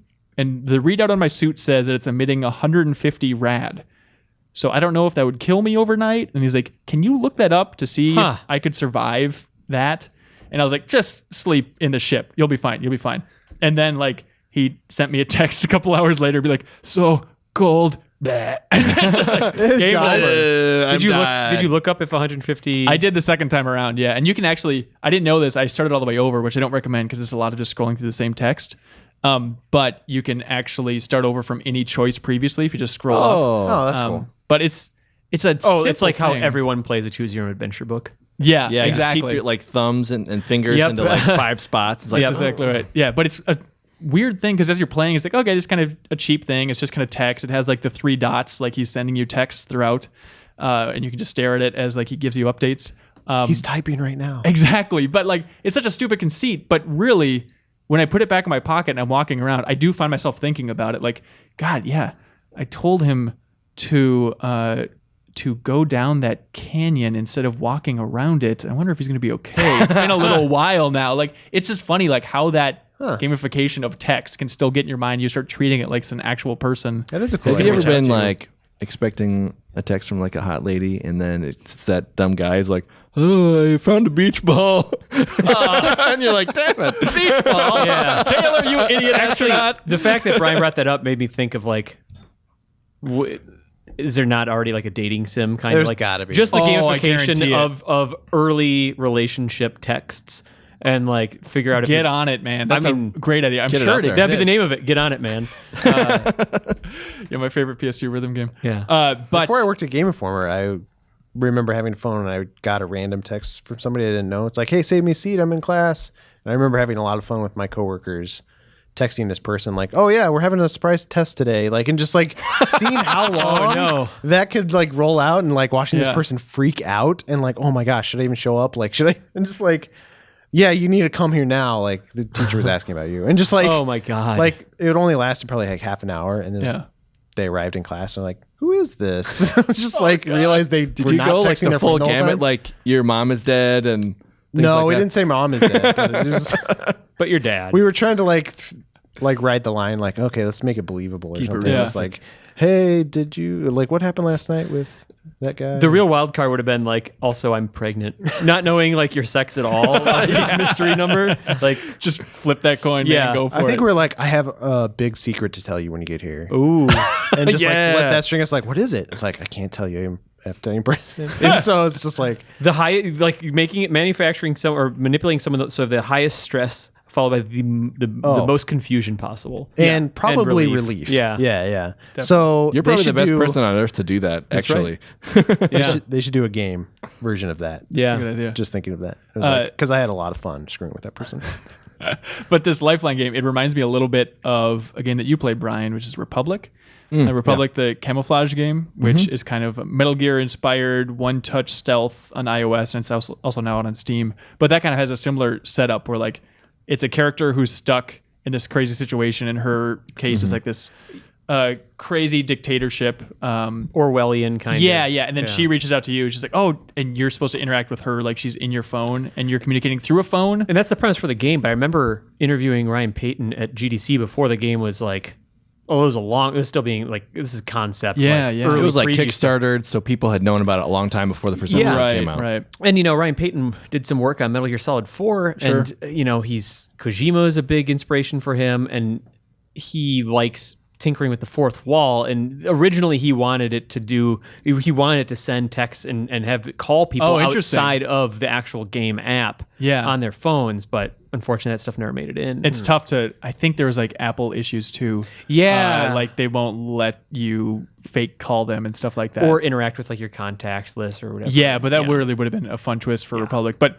by the way, Republic, we don't have to talk about it much, but I kind of struggled to get to that first episode on iOS, and I started the second episode like 3 times, and then every time I got caught, I was like, I just can't do it anymore. But the Steam version, I really got into, and I played the 3 episodes that are out now, and I really, really like it. Like, it sounds insane for a game that I struggled to get into that many times, but the Steam version, it's so much quicker, and it's one of my favorite gaming experiences of the year so far. Just it runs faster and loads No, are as far as like faster? moving the camera around, you can just use WASD and then just click where you want Hope, who's the main character, to go instead of like scrolling. Oh, you have and then direct moving. control over her? No, not direct control, No. but you can just move the camera much Like quicker. point and click. Oh, like as Yeah. if you're looking through security cams. And, Right, okay. right. And it gives much more of like a more fluid, less annoying version of like that kind of classic Metal Gear Solid experience, which is kind of what I was going into Republic hoping for. But I had a great time with it. I don't know if you checked out the PC version yet, Brian. I still have to mess with that. Like, it sounds really cool with the controls, because I do a lot of PC gaming, but a lot of times it's with an actual controller, because it's like hooked up to my TV. I kind of treat it as a console. So like I've been like kind of, I was like, I got to figure out some way to like get mouse and keyboard going better on a couch, but it's tricky. Keyboard.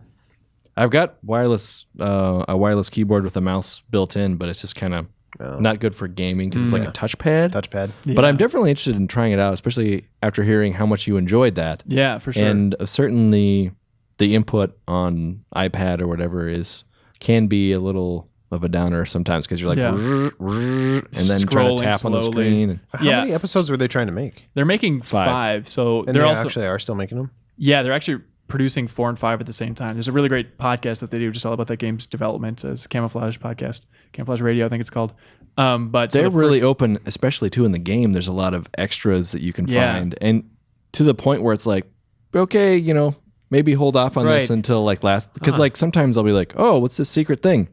And I'll be looking at the thing. It's like, all right, the solution to this puzzle, like we really thought along about. I'm like, whoa, I just got in this room. The audio logs that are in the game, it's cool because it's not like a commentary track like Valve would do, but it's literally them talking through the design of that puzzle, like cut down to like a 2-minute audio clip of them actually maybe even debating about like how the design of this room should go and stuff like that. So is it actually like the audio of their like design meeting, or do they talk? Sometimes. Yeah, no, it is. It is. Yeah. It's Ryan Payton is the creative director of that game. Literally with his iPhone, he'll just hit record before talking to people at their desk.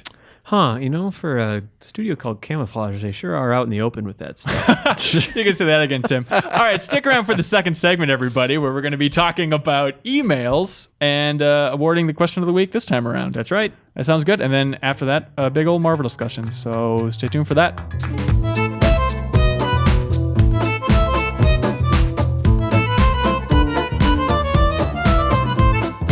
All right, welcome back, everybody. So for the next segment, we're going to be answering some listener and viewer emails, basically. Yeah, this is a video podcast, by the way. That's right. So if you're listening and you'd rather see us talk, then turn off this podcast and turn it on YouTube. You can turn it up. You can see us basically from mid-chest all the way up to the head. Oh my God, yeah. Which is the worst part of us physically. Yeah. But our legs are great. And also... Great buns, too. My God, thank you, Bryan. I think you have great buns. So basically, send in your questions to podcast@GameInformer.com, and we will read the very best of them and answer them here. And, they can be serious questions, they can be goofy questions, whatever you want to know. We'll try to get to them. And the best question will be answered or be awarded the question of the week, basically. We've been giving a little care package away for folks that seem like they have like the question that maybe got us going the most, or we're most excited about, or just go for question of the week. You can do it. For the last time, though, Tim, what is in those care packages? I'm not saying, because it could change. I'm not going to say. That was the last time. Yeah, I'm not going to say. It may change, so I don't want to set up any expectations. But I think it's a cool thing. I want to try to make it a little bit more robust at certain points. So. Okay. I hope there's some sweets in there. Melty. Maybe some peanut butter. I love peanut butter. I love peanut butter. It's one of my favorite things. What kind of bear is best? That's actually the first question. Yeah. Did I win? Nick from West Virginia asks, what kind of bear is best? My pseudonym. Black bear. Yeah, okay, that's true. Yeah. Okay, no, but I actually... like grizzlies in particular. Well, delicious panda bears. Okay, but for real, Nick from West Virginia writes, hey guys, obviously Playtonic's ukulele is the talk of the town this week. Its Kickstarter generated over $2 million in just 3 days, and still more and more people are backing it. It still has like oh my gosh, 40 days, plus 40 days to go. Yeah. It's got a whole month plus. It seems pretty clear that a large portion of gamers have been starved of a good non-Mario 3D platformer for far too long. If ukulele proves to be successful, do you think that we'll possibly see a resurgence of the genre? Is ukulele going to usher us into a renaissance of 3D collectathon platformers? Nick? No. Nope. Okay, look at next question. Look at these. Okay, Yes, I'll say Broken Age. yes. Broken Age made how many millions of dollars? 3.4. Did that usher in a new era I of feel like adventure gaming? a little bit. I mean, like Ron Gilbert went on to start his own Kickstarter for adventure games then. Right. And like there were a couple of like, I don't know if you call them copycats, but I feel like there was kind of like a small bubble or like a tiny uptick. Yeah, of people trying to make the kind of retro style adventure Armacrog? games. Is that Yeah, one around that certainly. time? So I think it feels Is it a that- that's little an bit, adventure? but I think Armor Krog is a 3D, is a claymation. it is. Yeah. Oh, adventure cool. game. Yeah, I, for some reason, thought it was like a platformer or something. I don't know. I'm sorry. So I'm sure like this, I'm sure Yooka-Laylee will kind of have a similar effect where everyone's gonna be like, holy crap, they're making money. And there might be a couple more kind of clones that are going for like, hey, if you love Conkers, you should support this game instead of just if you What- like Yeah, I think the Banjo-Kazooie. key factor here is the rare and people and the talent. Like, Right. these are the exact guys. It's not like we loved this when we were kids and now we're making a game like it. It's like these are the But that dudes. said, all I know, and Tim, you're a super Banjo-Kazooie fan, which this game is trying to become, but like, do you know, is this like the creative director of Banjo-Kazooie? Who are these people? Yeah, I don't know enough about the. I looked through their Kickstarter, and it's not like names that jump out to me. Like Banjo or Kazooie. Right, exactly. It just, to me, it seems like, and also just to temper some of that, I like Banjo-Kazooie 1 a lot. Banjo-Tooie, I've tried to play like 3 times, and it's just so all over the place with like GoldenEye, like recreations of like GoldenEye levels. While Banjo's running around in first person with like Kazooie like as a what? gun shooting remember eggs that. at people. Is it literally like a GoldenEye reference? One seems like it's a pretty close approximation of like the stacks. Do they stack go level? for the music? Because that's the same composer. It was Grant Kirkhope. I can't remember it. The music didn't stand out to me. I played it like last November, but If anybody wants to kickstart a GoldenEye homage starring a bird that shoots out eggs, Right. I'm pretty on board for that. but I mean, He'll give you $1 million. to answer this question, this Kickstarter, in the same way that like anyone that said anything about I miss the old adventure games, where are they? Right. And all those people that just had those even vague thoughts, whether they really understood Tim Schafer's like pedigree or not, Sure. that was a place for them to funnel all their enthusiasm in a monetary way. Yeah. And this is the same thing for anyone that misses like the N64 rare heyday of 3D platformers. This is a place to funnel all your enthusiasm and money for Rare. This does not, if it's successful, I don't think that means that other developers are necessarily going to be able to jump on that as easily. I don't think it's going to beget that. And I think something people forget is that like those collectathons kind of went away for a reason, and unless they do it really well, it's probably not going to spark a whole new frenzy. I want it to. I love 3D platformers, but it's contingent on how fun this game is. Because if people remember like the camera controls on 3D platformers, they're almost rough. Yeah, they're Did you really like that footage so far of this one where you're controlling like a chameleon and a bat? Yeah. Yuka is the chameleon, and Laylee, I think, is the bat. Sure. Which is super clever. And I had to say it out loud before I put it all together. yeah, Right. The bat shoots out bat guano when you use Bat guano? the first-person shooter Delicious. levels. Yeah. But like, looks like there's doing some cool stuff. Like things I liked about Banjo-Kazooie over Mario 64 was like, all right, Kazooie learns these other things, and suddenly Kazooie pops out of Banjo's backpack, and now it's Kazooie running around going. I think that's the sound she makes when she's running really fast. And it looks like I don't quite recall. but like she moved way faster that way, and she made a cute noise. And it looks like you can do that stuff with Yooka-Laylee now, where like the bat, like Laylee's running on Yuka as she's rolled up in a ball, like kind of like we mentioned Dylan's Rolling Western, or like the Goron transformation from Majora's Mask. Sure. Just alternate, means, and that was some of the fun stuff from that. I think it looks really cool. I'm really excited. They have a lot of money for it, which they say a lot of money, but I think like watching the Double Fine adventure documentary is kind of taught that like it seems like a lot of money, but that's gonna fly. Managing the scope is tricky, but also the Platonic guys obviously had way more of this game done before they started at it. The Double Fine adventure, it was like we're going to start from square one. That's a good point, yeah. There may be some Yeah. sort of vague thoughts bouncing around Tim Schafer's head, but this is a little bit more direct. This seems to be a lot less counting on one guy, too. And figuring out adventure game puzzles and storyline that's interesting in a world like that seems like it would be a lot harder to do. Yeah. Whereas platforming, like they seem to be able to like throw that demo level. I think they worked on it for like a month or two. Right. they Yeah, said. that's what they said in that video. wow. Yeah. And then you to pause touch the whole back on an game. earlier point too, the whole staff is listed on that Kickstarter page, and almost all of them worked on the original Banjo-Kazooie. Okay. Super long-term, rare employees. Some of them like dabbled in that Cameo game. I don't know if you guys remember that, like 360 launch game. Like, Yeah. So they are all super old school. Yeah. They have the composer back, Grant Grant Kirkhope. Kirkhope. I'm so excited to hear that. It is just what I've heard so far, like the jungle music. It's just Banjo-Kazooie. Yeah, was and saying- like David Wise is back too, right? Oh, I don't know about that. Yeah, I don't know about that. has a Is he sample really? track. There's a sample track. Yeah, you can. I only knew Grant Kirkhope was attached There's to it. 2 sample tracks, and both those guys are represented. That's- David Wise did like the old Donkey Kong Country soundtracks. And he did Tropical Freeze Yeah. most recently. Yep. He's like, that's a dream team. The Tropical Freeze music is so awesome, It's really good. I kind of wonder. especially the stuff after the part you quit on.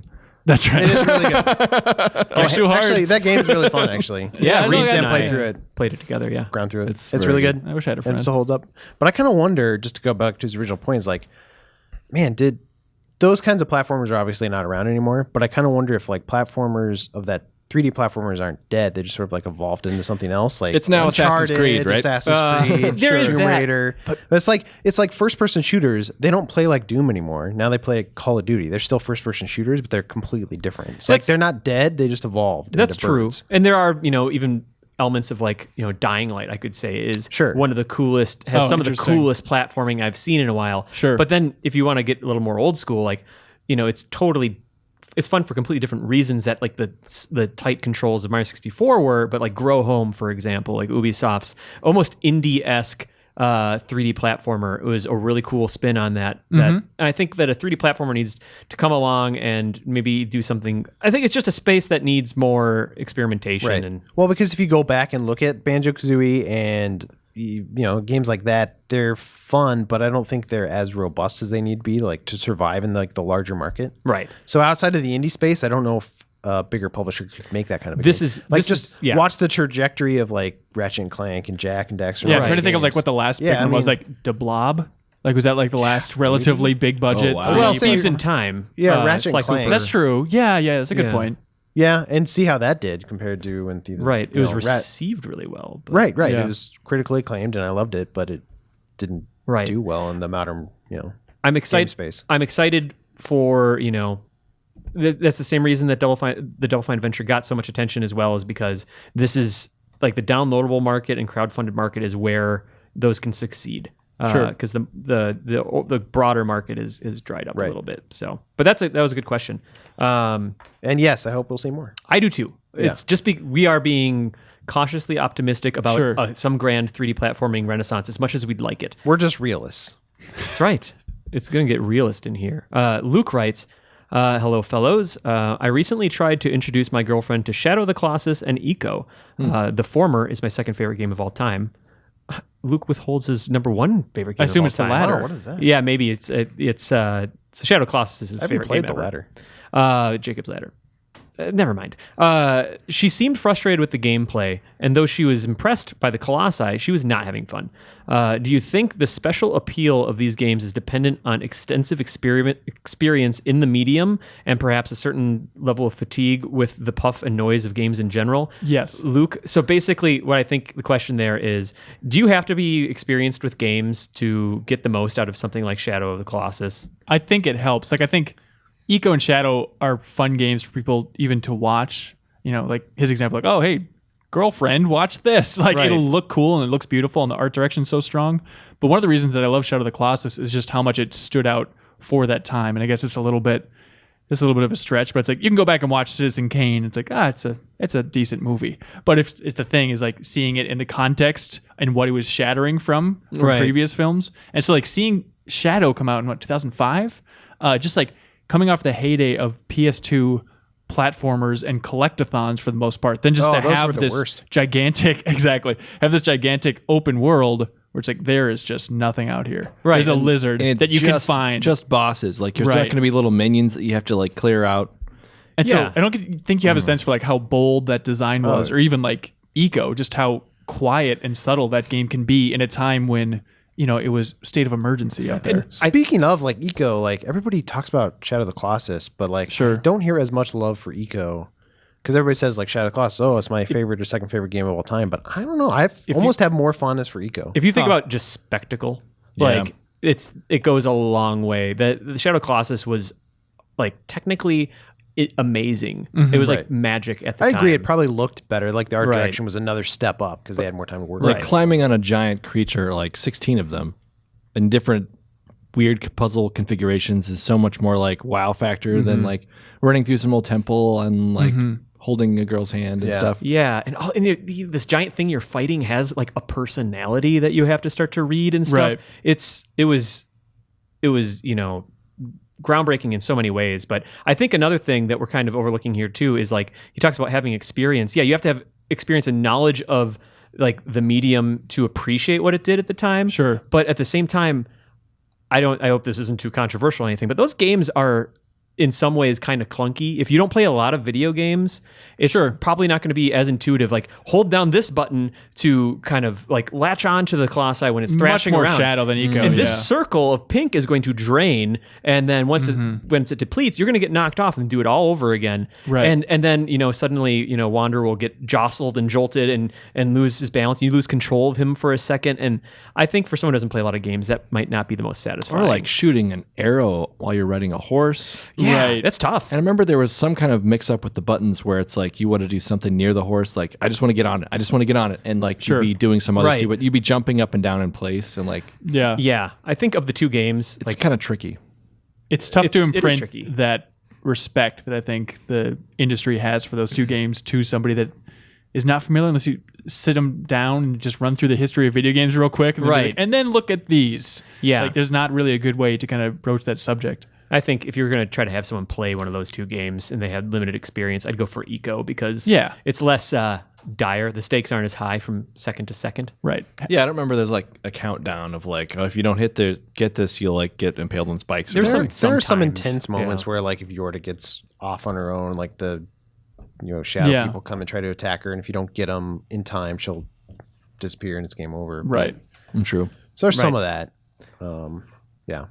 I wouldn't even start with one of those two. I'd probably start with a different game to introduce somebody to the mechanics of gameplay and get them like used to the idea of controlling a thing with a controller before you dive into like a game that's often considered art. Right. Right. Anytime you have to hold down one button and then do this other thing with another button, it just starts going into like Metal Gear Solid territory and becomes complicated. Pressure sensitive. I would say, I don't know. It seems like maybe the episodic style, like Walking Dead, or even something like Heavy Rain or something. Something that's all story. This guy isn't trying to get his girlfriend into gaming. He's just trying to get her to fall in love with Team Eco's games the way he loves them, right? Isn't that the overall? I think where it just came from is like, hey, I love this game, and playing it is an important part of that. You'd like you to try to play this game and see if you feel the things I feel. Sure. Well, I mean, I don't think watching is a bad option. it's definitely like not. He plays and she watches, at least for the first while, and then maybe, here, I want you to try it. Right. And then you have to propose to her on the 16th Colossus. When you That's get to true. the head, that's when you have to get down on one knee. Right as she's up at the top about to stab the Colossus, she turns around and you're have to- on one knee. To hack and modify the game so that the Wander collapses to one knee and offers up a ring. That's right. Before he turns into a baby. Yeah, that's correct. Well, that's later. Okay. Marriage, right? This is how I'll act after we're married. Yeah. So that was a solid question, but our question of the week goes to Jerry. It's a very simple question. Hey guys, what is the gaming related purchase that you regret the most? Jerry. It's a good question. Probably the original 3DS, because I knew when I bought it, I was like, okay, there's going to be another version, and it was even worse. It's the same version, but $80 cheaper. But Ambassador Vore isn't $80 worth all the free digital games you got? I think I'd rather just pick and choose the digital games. You can't get those games though otherwise. I know, but you can like get them off eBay and play them on those old systems that they originally came out on. And how many of those have you played? Those Ambassador games? I maybe played 2 or 3 when they were like converted over to the full edition. Okay, sure. Like some of those that would benefit from a save state. Yeah. I don't even remember what games they were. I go back to WarioWare a lot. WarioWare was on there. You had like Metroid and you had like Metroid Zero Mission, Minish Right. Cap. It was Fusion, actually. Metroid Those Fusion, are, those are good. It is a games. great lineup. Yeah, I will say that. there were some solid games. At least they did that. At least they did that. And then I bought the 3DS XL because that was way better. So I don't know. I wonder if I can hold off on portables because I bought the dang Vita too, and that hasn't been great. I mean, it's great for indie games, and that's For crossplay. the extent of it. Yeah. but I don't know.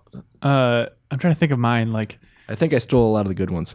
yeah. Thanks a lot, Brian. No, I bought a slim PS2, which isn't the worst decision, but I got it just because I had the built-in modem so that I could play StarCraft Ghost. Oh, wow. And then that did not happen. Holy hell. That was really aggravating. But I think it probably went back earlier when I only played a Game Gear. That was like the first gaming thing I owned until like the PS1. Oh my god.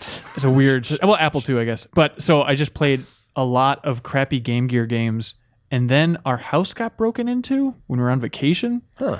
And I remembered like when I walked in and saw it that the house was broken into, I was like, oh, I remember the Game Gear was like hidden underneath the coffee table. Like maybe they didn't see it. And I ran there and they totally got my Game Gear. Oh, shoot. Why Which wouldn't is the you bring a worst. portable gaming system on your vacation? That's a great question. Oh. I have no idea. I mean, yeah, he could have had so much fun for that 2 hours that Playing the Looney batteries Tunes last. Double Trouble Yeah. and other great classic games. Maybe Bart there's versus the like a World. cigarette car adapter thing. In stunning color, though. Oh my gosh, that color looks so good. But anyways, the original Game Gear was a bad call, but then when it was stolen, like we got the insurance money or whatever, and my parents were like, all right, you can go buy a gaming thing again. And I clearly should have just bought a Game Boy at that point because my friend had a Game Boy and I loved Did you Pokemon. re-up? I doubled down What the on hell? Game Gear. Wow, what are you doing? I don't know. And then like the second time around, I bought like the Jurassic Park game on Game Gear, which was just terrible. Of course it was. Yeah.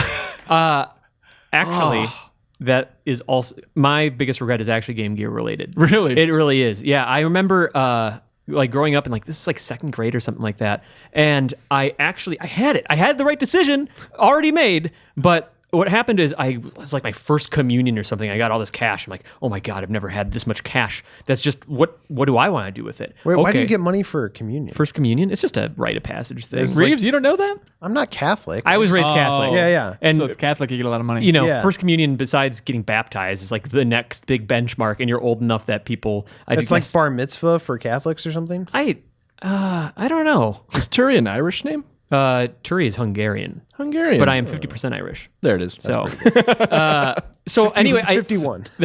I used all that money to buy a Game Boy. I got like 2 Ren and Stimpy games, which was not a bad call. Or it was a bad call. It was a terrible call. Yeah, it's bad. But it was packaged with Mario Land 2 6 golden coins, which is like It's a goodie. it was so good. As someone who grew up in a Sega Genesis and Sega Master System household, like that's like close enough to Mario World that it's like, oh my God, I pretty much have it right here. And at some point, I was lured away and I sold all of my Game Boy stuff to Funkoland and traded in for a Game Gear. And I got all the Sonic games because I was reading all of the Sonic comics and they had characters from like Triple Trouble kind of crossing over. And so I got all the Sonic games and it was just such trash. Like I was at the height of my Sonic love. And even then I'm like, this is not Sonic 2. This is hot garbage. Well, clearly you didn't play Sonic Blast, which I played all the time on my Game Gear. I played Sonic 3D Blast on Genesis. this is just Sonic Blast without the okay. 3D. Regular blast. Anyway, It was not a blast. I think my parents could see how disappointed I was, and they helped me kind of finagle selling it and getting back my Game Boy. But Did you cry? Oh no, I was just old enough to understand that this was my fault, and why would I cry? I can't cry for my own mistake, you know. Like it was just a lesson hard learned. Oh my God, I'm sorry. Hard lesson. How about you, Reeves? I feel like I've always been a really savvy like video game consumer for some reason, and even like the few risks I've taken have like turned out pretty well. Like I'm like, oh, I kind of feel like a racing game. What's this Gran Turismo thing? Like, Yeah. and it Oh, like wow. turned out to be really good. And I did that with like, oh, Xenogears. That looks like a weird game. I'll play that, and it ended up being fun. So it's like, Xenos. yeah. But like with consoles, I was always a Sega guy, and I had a Genesis, which worked out. But then I kind of like continued on and bought a Saturn, which I kind of like looking back. I'm like, that maybe wasn't the best choice. And because especially back then, because I had to like save up for like months and months and months.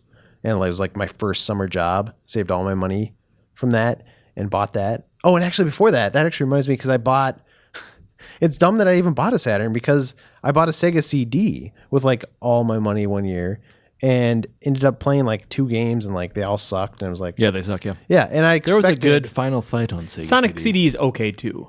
Yeah. Sonic CD. A lot of people love Right. Sonic CD, but And that cliffhanger game's really Oddly good, enough, that's so. like the one Good old Sonic- cliffhanger. That's the one CD game I didn't like play was Sonic CD. Oh wow, okay. But it's funny because because like There were some good RPGs on Sega CD, like too, right? Lunar, I think came That out. was like the mind blowing when they Yeah, started that putting one was anime fun. And cutscenes Vi? and stuff. I don't know if anybody knows that game, but like I remember, it was a weird RPG. That Never heard of it. Like working designs made, and it was actually pretty fun. Huh. Or at But least as- I liked it. But as a kid, it was really hard to find these gems back at the time because there was no internet. How would you know to pick up Snatcher? Like, how would Yeah, you know that that's right. a good Sega CD game? You had to go into the store and like talk to the guys or something, Or and read just get some one. lousy that's video game why- magazine. Yeah. Well, That's but true. even then, I guess was Game Informer around back then? I mean, probably 91? 91, yeah. But I didn't It have probably it 'cause I was. was in Colorado. It was pretty localized until a certain point when it kind of right. I went more remember reading national. EGM. That's probably how I became so savvy. Sure. So But Yeah. I thought the Sega Quit CD. calling yourself savvy. you're so savvy. You got some swagger and Oh, some sorry. savviness. I'm in sexy. I'm sorry. I remember the Sega CD coming out though, and I thought like, oh, well, this is it. This is like the next thing in gaming. Like, it didn't occur to me that they released new systems. I thought that was going to be like the end of like video gaming. Like, this was like The swan once song you of had video this. Yeah. Well, they keep making new games, but like this was the best games would ever. Was that get. the way they marketed it? Like, here's the end of games. No. It's just what I assumed for some Period, reason. It was the like, end. well, this is the ultimate technology now. Right. Huh. And Saturn was very expensive too, right? Yeah, It the was Saturn like was really 400 expensive. like with inflation, like 400 back then was. But I thought it was cool because they had a giant like memory card that you could stick on the back, and like it saved multiple games. It was way bigger than the Okay. PlayStation one. So lesson learned: if you bought Sega hardware after a Genesis, Sega Flash. maybe not the best call.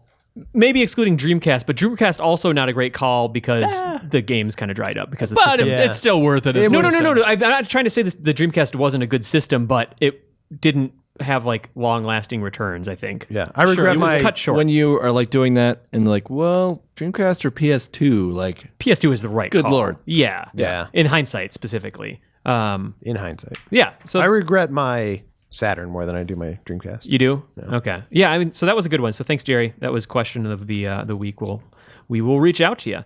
All right. Tim will send you that ruffled up napkin. I promise. That's the word I'm looking for. All right. Savvy napkin. We're moving on to a question from Randall here. With the current generation of consoles finally starting to have larger catalogs of games, I find it harder and harder to turn on my past generation consoles.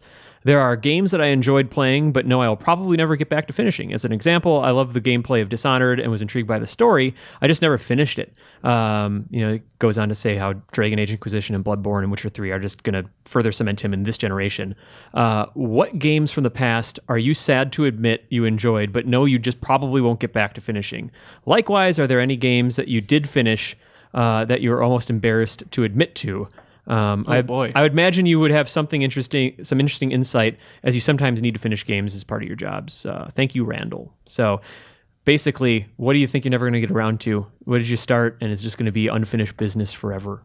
I think this is why you get a PC to interject. Oh, okay. Because then, you always have that True. catalog of games. And It's always hooked up, right, it's always hooked up. You don't have to worry about it. right? Man, this I is can't even tough. remember I'm what I trying to didn't think play. like a game that I've started 4 times is Final Fantasy IV, and I just don't know if I'll ever get around to finishing it. Like I started the original a couple times, then the DS remake. Like I've checked it out from our game vault that we have here at Game Informer, brought that home a couple times and started it. And it's like after a couple hours, Okay. I just lose steam, and it's a bummer because like at some point I feel guilty, or at some point I'd like to get through that just because I feel guilty because everybody always talks about how amazing 4 is. Yeah. I feel like this is more about like 360, PS3. Oh, and it is. Wii. That's the impression I get. The last Okay. generation. I feel like I would have had a good one with Fallout 3 if I didn't yeah. that was like the final like swan song for my 360, and I played the hell out of Fallout 3 earlier this year. That probably would have been like my embarrassing one, but I finally got around to it, so I have don't know to if think this is about it. copying your answer, but like New Vegas, everybody says is Sure. awesome, and I haven't played that. Yeah. I'm trying to think. Twisted what else. Metal I think on it's stuff that PS3. it's not stuff you've just never played, isn't it? Stuff you started Yeah. and didn't Yeah. finish. For sure. And like maybe even liked, but it's like, oh man, I don't know, maybe this is a weird one, but like Gears of War Judgment, I did the cover story on that one. I usually, as a rule, will be like, I saw this game at the very beginning. I'm gonna see this game all the way through to the end. If I wrote, I don't want to be in a spot where I spent more hours writing about the game than ended up playing it. You know what I mean? Like I want Right. to see this thing I wrote about. But Here's War Judgment. I just didn't. It's not that it was a bad game. Right. It's just kind of like, oh no, it was just far enough at the end of last gen that, and close enough to the beginning of this one that I just wasn't super interested. My recent example is Majora's Mask 3D. Okay. I kept kind of going back to it, and like I just have to do that last, like one of the last, I'm assuming, big temples. I'm pretty damn close. I just got to sit down maybe on a weekend and just really nail it. But You never God, will. it's hard. It's I hard to do promise that. you'll never do that. Just I've invested so much time in it already, and like getting all like, okay, I got to show up at this shop at 1:00 and talk to this guy, and like I've been doing all the stuff that's required. I'm on a trajectory to get every mask and get that fierce deity thing. It's possible to go back. Like I sat on Bulletstorm for like 2 years. I was like halfway through Bulletstorm, and I finally went back and finished it. And I had a lot of fun with that game. It's a little different when you're shooting stuff versus like remembering all the crazy puzzles. True. Yeah, definitely. Especially like trying to jump back into the middle of an RPG, and it's like I have no indication of where I was supposed to be going at this point. Like, And just the battle system, you're just like Right. You could just do it in your sleep before, and then you start up again, and you're like, oh, okay, now what? I did that with Final Fantasy VII. I sat on that for 6 months. Like I went up to the last disc.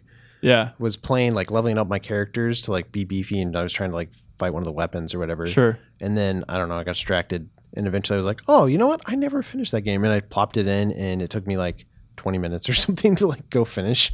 Oh wow. God. It was Really? super- It was just super right weird. there? Yeah. Right It was Northern like- Crater? Yeah, Yeah. it was like right at the crater, so it was like all that stuff. And I was so leveled up that I like blew through the end boss. It was really sort of. Oh wow. I did that with Final Fantasy Tactics. I was like trying to get everything. I'm like, all right, Ramza needs to like get master for his Squire class. I need to master that because I'll get the Ultima skill, which I was at a point in the game where it was harder to get that. And the only way I could get it was for this boss fight that I had saved my way into a corner for. So it was the only thing I had a choice for. And the beings that would cast Ultima on you were so strong that I couldn't survive it a lot of times. And I was just being a perfectionist about it. But I was so over leveled otherwise, and it's such strong characters that I just went back and like beat the game in a half hour. Nice. Like years later. Yeah. Like Yeah. 4 years later. It feels good. Yeah. I think maybe number one game on my pile of shame is from last year, and it's another one that I've started a couple times, but I've never beat the original BioShock. Oh, that's weird. Yeah. At some point. I know, at some It's point. such a story cinematic type of guy. I know, but I also get really nauseous from first-person games. Sure. Even like Wolfenstein, like that head bob was killing me.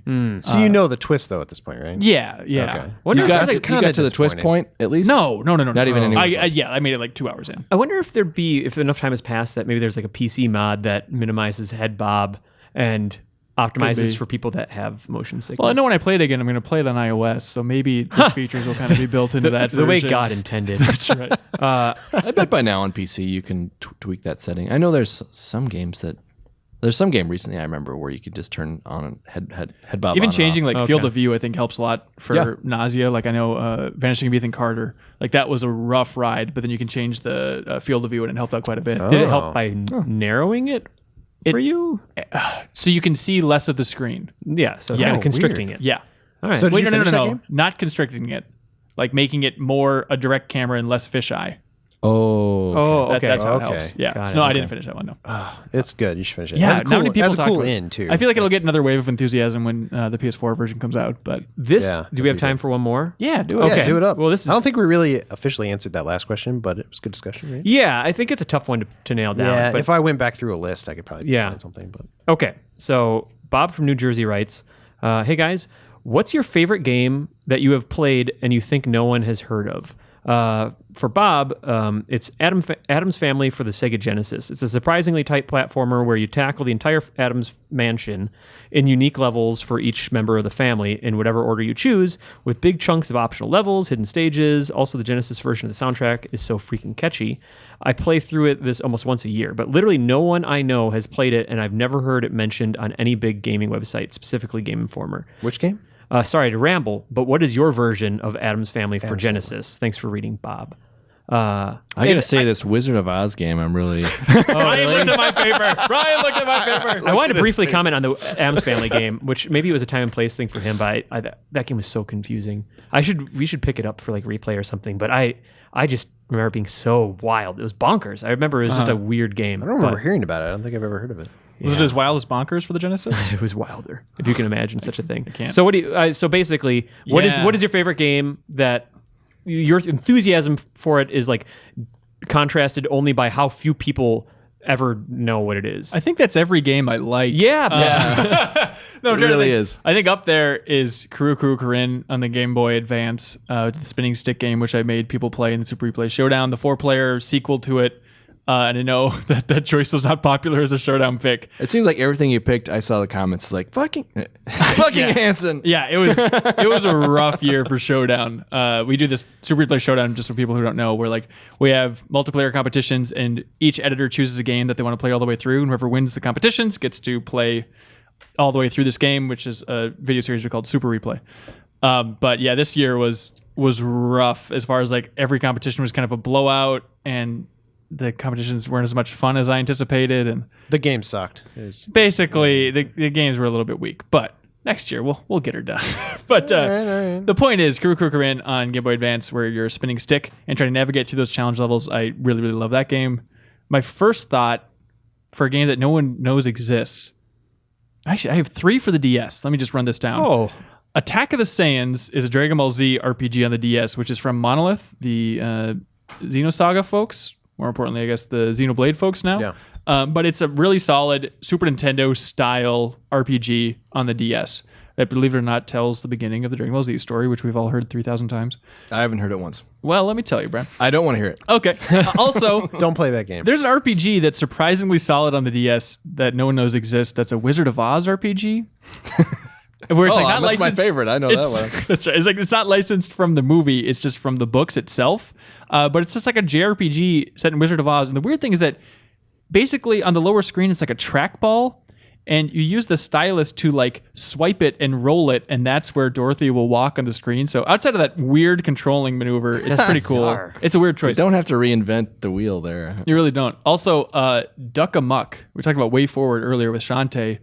Duck Amuck is a Looney Tunes game on the DS that is so unique, and they didn't really get enough credit for it. I mean, the game itself is not like it's going to become your favorite game, but it's so bizarre because Duck Amuck is the famous Looney Tunes episode where like it basically constantly breaks the fourth wall, and the artist is like erasing the background. Oh yeah, that's a great one. Yeah, and Daffy Duck's like confused about what's happening, and they're like drawing in new stuff that he has to deal with. And at the end, it's revealed that Bugs Bunny is the artist. It's like Comic Zone. Exactly like Comic Zone. Does Yeah, he say "Ain't I a stinker" at the end? I'm sure something along those lines. But what's cool is that for the game, Way Forward adapted it in a way where the game boots up, and it's literally a white screen on your DS, and then it's just Daffy Duck standing there like, "What do you want? What do you want?" And then you have to come up with new ways of interacting with him. And then that will trigger a minigame. It's just a minigame collection, cool. but there's no UI prompt or anything. And so it's like, use a stylus and you like tickle his armpits. And then he laughs so hard that like it naturally segues into some minigame that's happening. Or like, Oh, weird. The crazy part is you can flip the DS closed and then he's like, hey, who turned out the lights? I don't know. Okay. Reeves, can you do a good Daffy Duck? Oh yeah, that's pretty good. Reeves is having a heart attack. More lisp. Anyways, but he's like, he keeps talking while the DS is closed, and then you have to navigate and press like L and R because he's like dodging boulders or something, and he's like screaming like hit left, hit right, but it's just a weird, unique take, and you would never know that game exists unless you just happen to close your DS. So That's awesome. those are a couple weird Who choices. turned off the lights? That's better. It's better. It's not great. There's some We're good. on the road there's there. like a Sylvester the cat in there something somewhere. in Sure. I like that he went for it though. Yeah, I agree. Good job. What about you, Tim? What do you guys think when I say the word Quackshot? I think about that replay that we did. Did you guys know much about Quackshot at all growing up? No, No, not really. Okay. I feel like I should know it, but I don't know if it's because I have vague memories of that replay. Okay, that's the thing. Is like I was so enthusiastic about it, so that Dan and I both loved it. Dan Reichert, that we busted it out and showed it on replay. But that was just one of those. It's not tied to a specific Disney thing. It's not like it's like from the era that like Aladdin and Lion King and these cool 16-bit. This is a Genesis game. 16-bit like side-scrolling Disney games were coming around. But it's not one of the ones that people go to as quickly, and I think it's because it's not tied to anything. But basically, replace Indiana Jones with Donald Duck, And Sold. yeah, it's super weird. But then like his main way of interacting with the world is he has a plunger gun. So he's like shooting enemies, which all of them mostly look like a variation of Pete. Like you shoot them and then like it makes this weird alarm sound and they're like frozen for a second. And then you get upgrades to that plunger. And suddenly, I have a red plunger because I went to this temple in Mexico and now the red plunger sticks to walls and I can kind of jump up the plungers like it's make your own ladder. And you use that for a while and then you get a green plunger and then that bird that's flying overhead, you shoot it from below and now I can cross this chasm before that was a dead end. So it almost has like this globe-trotting kind of Metroidvania thing where it's like, oh, now I have the better plunger. Now I can go back to that place that I couldn't get to in Transylvania because I have a bubble gun. Just the globe-trotting nature of it, going to like fight Dracula, and then you go to some place, in India, and you're fighting like basically the tiger from, I want to say it's probably the tiger from like Aladdin or something. Goes all over the place. Thank you. That was really cool. My first thought, so Quackshot is way up there. My other one was going to just be like Ristar, I think. Right. I don't think a lot of people know about Ristar. Basically, if you've already watched our replay of Ristar, you know a lot about this, but it was way late in the Genesis's life cycle, and this was Sonic Team. Like, this was like prime Sonic Team, I think just post Sonic and Knuckles. So they had just come off of making all of the side-scrolling Sonic games, and they make their next, character platformer. So, I mean, it was awesome. It was super good. He's a giant star, right? He's a big star with stretchy arms. He was actually a prototype of basically... When they were literally a star. It's not like he's a very popular figure. No. He's literally he was a famous star. No, yeah. Like he is a five-pointed... He is a stellar gold beam. Star. But when they were trying to come up with like mascot ideas for Sonic, they had like, well, is it going to be a rabbit? Is it going to be a hedgehog? And one of the ideas they had for like the rabbit character they're bouncing around was like a rabbit that would like extend its ears and grab things and like use that to slingshot around. And they basically took those ideas and applied them to Ristar, who his whole means with like interacting with the world is like he'll grab enemies with his stretchy arms and like headbutt them and they'll fly away. And other ways that he'll do things is just like grab onto a peg and like swing around, and you have to turn yourself into like a shooting star and kind of pinball around the world. Really good platformer, awesome bosses, cool music. Like all the worlds are so distinct. Ristar is maybe the least celebrated like side-scrolling platformer of like all time. Sure. And yeah, maybe one of the most underrated Genesis games, I'd say. Do you remember Rocket Knight Adventures? I do remember Rocket Knight Adventures. I remember liking that game a lot. I think it's fairly well known. It is. Did they make a new one? Sparkster. It went under two names. It was like Sparkster. There's two Genesis games. One's Rocket Knight Adventures. One's Sparkster. We have Sparkster in the vault for Genesis. I don't know if that was Europe only, but the Super Nintendo Rocket Knight Adventure is called Sparkster, and then the most recent kind of downloadable last generation one is called Sparkster as well. Okay. Thank you for clearing that up. Those are very hard, games, but there is a similar mechanic sometimes with that. Yeah, I just remember liking that, charging up the like boost because you had rocket pack and then you could like go forward or go up. Right. It was a cool idea. It was hard though. So hard. Yeah. Bryan, did anything jump out for you? The thing that's jumped into my mind, I don't know why. Do you guys ever play Rescue the Embassy Mission? What? No. It's an NES game. Basically paved the groundwork for Rainbow Six and a lot of like stealth gameplay. Okay. You start out, you're this elite SWAT team rescuing hostages. Okay. And it starts out you have to get in position for this strike. So it's like a 2D thing. You're a dude walking along the city, and there's guys, and then there's like lights shining on the street, and you have to like hide indoors or like hop behind like a garbage can or something and get far enough using your kind of stealth skills.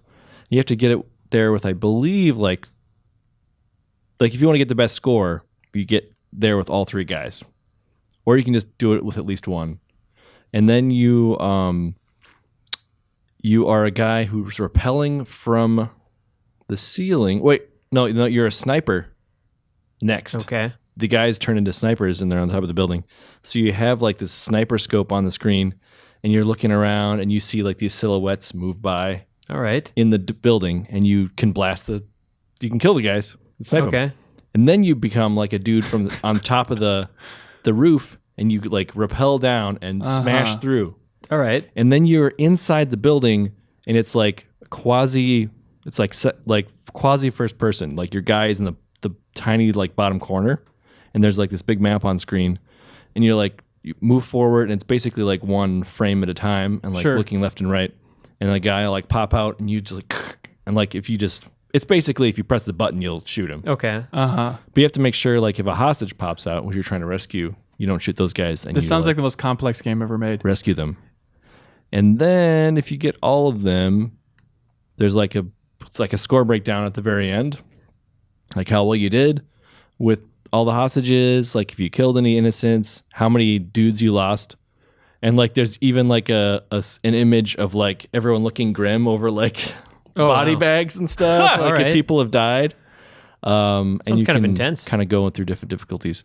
It's hard to imagine, like thinking back, like it did so many things that would become so popular later in so many different ways. Like it's kind of hard to believe that it existed at the time that it did in the original NES era. Wow, you had good choice. I'd never heard about that even a little bit. Please Even tell us just you're making all that listening up. To you describe it, I'm like, I don't think I understand how that game works. Like, I think I get it. I think it's basically like an action movie switching between. no. You know, Please describe it again, Brian. anyway, The thing you is, guys- it's strange just like I was seeing joking, how Brian. Please don't. they portray everything. Like you can't even like imagine how it's shown. Like it seems like something that would be so common now, but like the way they just kind of worked around a lot of the Nintendo's limitations at the time to present something kind of like that. It was interesting. Yeah, that's funny. I think for me, like, do you guys Panzer Dragoon Saga, is that popular enough at this point think everybody so. knows it? cult. Yeah, people are down with that. It's pretty Classic. cult hit. Yeah, Right. pretty Yeah. well regarded. Well, I like that. I always like when people say like, "What's your favorite game?" I'm like, "Panzer Dragoon Saga," and like just watch their face go, "What?" Like, Okay. I Or think it's watch funny. their back as they walk away. Yeah. I think a more recent game that people probably will not have heard of like 5 years from now is Box Boy, which just came out like Preemptive. this week. You just- I just Oh, want to there you say, go. and it's totally worth playing because it's a lot of fun. Guys from HAL Laboratories who did Kirby made this game, and we have a couple videos out on our site. You make boxes over your head. It's a puzzle game. You kind of solve things. It's a game that I think Ben Hanson would like if he liked puzzle games. Right. I do want to try Box Boy. I feel like I've got a lot on my 3DS that I'm trying to get back to. Yeah. Maybe I'll get Box Boy at a certain point, but But that was a solid set of questions. And we want more of them. Please send us a ton of them. And it's podcast at GameInformer.com. You got it. And then coming up next. we're going to spoil all things Marvel. So this is your official warning. If you're not listening to this in your earbuds and you're away from your computer, to run over and hit stop if you have not seen Age of Ultron. We're also going to talk about Daredevil, but And Agents of S.H.I.E.L.D. yeah. And so spoiling Agents of S.H.I.E.L.D., not spoiling the end of Daredevil, but basically, yeah, if you're caught up on Marvel stuff, give it a listen. We're not going to explicitly go over a way to spoil stuff, but we're going to have an open conversation about where Marvel currently lies, both in the movie universe, TV universe, and the gaming universe, which doesn't really exist yet, I guess. But it might change with Telltale's recent efforts. Oh, boy. So we'll see. So stay tuned for a big old Marvel discussion.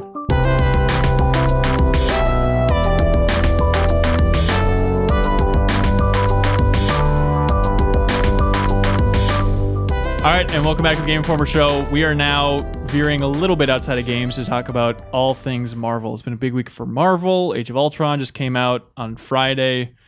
Plus Daredevil on Netflix. Everybody's losing their mind. That's the big thing to me, is just how much, like, trying to track the enthusiasm and seeing how many people are talking about Daredevil versus talking about Agents of S.H.I.E.L.D., the network ABC show. Like, it is amazing. I feel like Daredevil has reached that level beyond just comic book fans. Right. You know, Yeah. it's like, this is just a sweet, Totally. brutal show that you It's should so check out. brutal.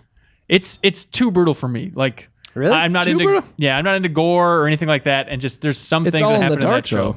Not everything. I'm cringing pretty hard through that. And I've seen and you some- love blood and crap. I really love gore. And How far in are you? I'm about 5 episodes in. You're Yeah, we should. similar? I think, Okay, where are we at? Where are we at? I'm Two at 4. episodes.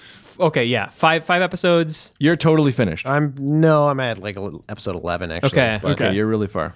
So you're how far, Ben? 4. I just got the Okay. one with Fisk, kind of like the big Fisk episode where you Okay. can see him on the date and everything. Yeah. You see, like, okay, All right. It ends in the car. But it ends in a car. Okay, Yeah. gotcha. Okay, yeah. You're 2, and that's the one everybody lost their mind about. It had the end fight scene in the hallway. Yeah, That was long such shot. a good fight So- scene. It was really good. cool. It's just he's like the John McClane of like superheroes. Like he's just getting the shit kicked out of him. Yeah. But still standing. It still gets back up and then keeps going. Like, yeah, that's really yeah. good. That was Well, so cool. So I was kind of a Daredevil fan even going into the show, actually, because I loved the Frank Miller stuff, and I read Yeah. like the Kevin Smith run and some of the Bendis stuff. But I don't know about you guys. If Well, you guys- loaned No. me the Daredevil. Yeah, I loaned you the Miller, Daredevil, the Miller because one. I love Frank Miller. Yeah, yeah. Wait, and, like, when you got into Dark Knight Returns, or when the show was coming up? Or? Yeah, it was just some sort of. I was looking at Ben's collection, and I think I was just talking about, what do you got by Frank Miller? And Yeah, Ben's yeah. like, Point Oh out, yeah, like, you guys hey, lived together for a long yeah, time. yeah. And then Reeves took his giant ladder on wheels. Let's see over here. And typed in the code and got it sent up through the pipes. you can see some of that inspiration in the show. But I'm actually more curious, just like as people who, I mean, maybe you've read some comics, but like, I don't know about you guys, Yeah. if like guys didn't know anything about Daredevil going in other than like that terrible Ben Affleck film. I know like, the trailers of the Ben Affleck film, basically. And then, I don't read too many comics. I've read kind of the biggies, The Watchmen, Dark Knight Returns. Right. I read like the Ultimates that you gave me, stuff like that.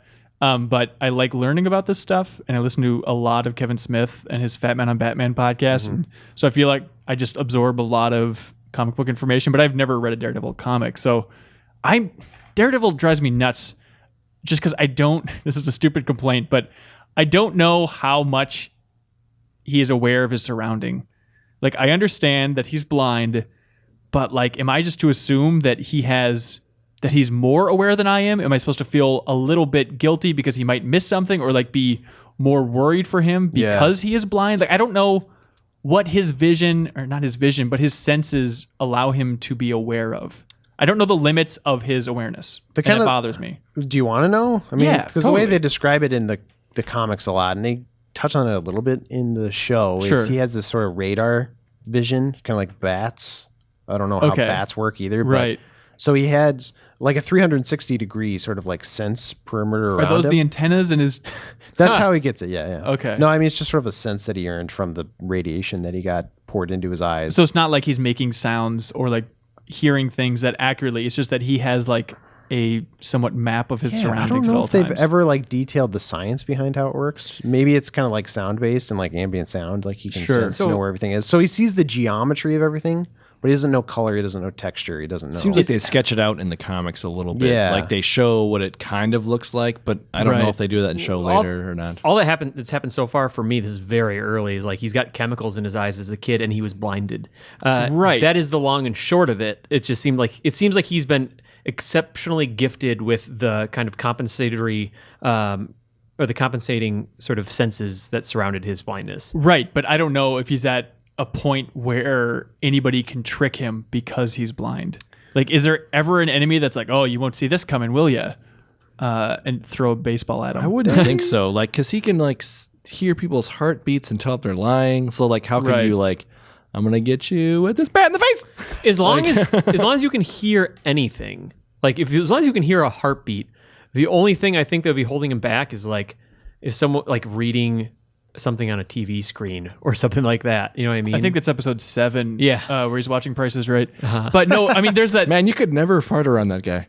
Never. Nope. There's You that. get to hear it and smell it. you can really hear well. it cooking be before it's even coming. There's that one episode where there's like a spiky thing on a fence, and the bad guy that he's fighting is like shoving his face towards it. He's like, ooh, like trying to fight it, like he knows that this impaling spike is right there. And that's the Right. kind of thing where it's like, how can he hear that? I don't understand. well, it's his radar sense, is what I'm saying. Yeah, it's not okay. just hearing.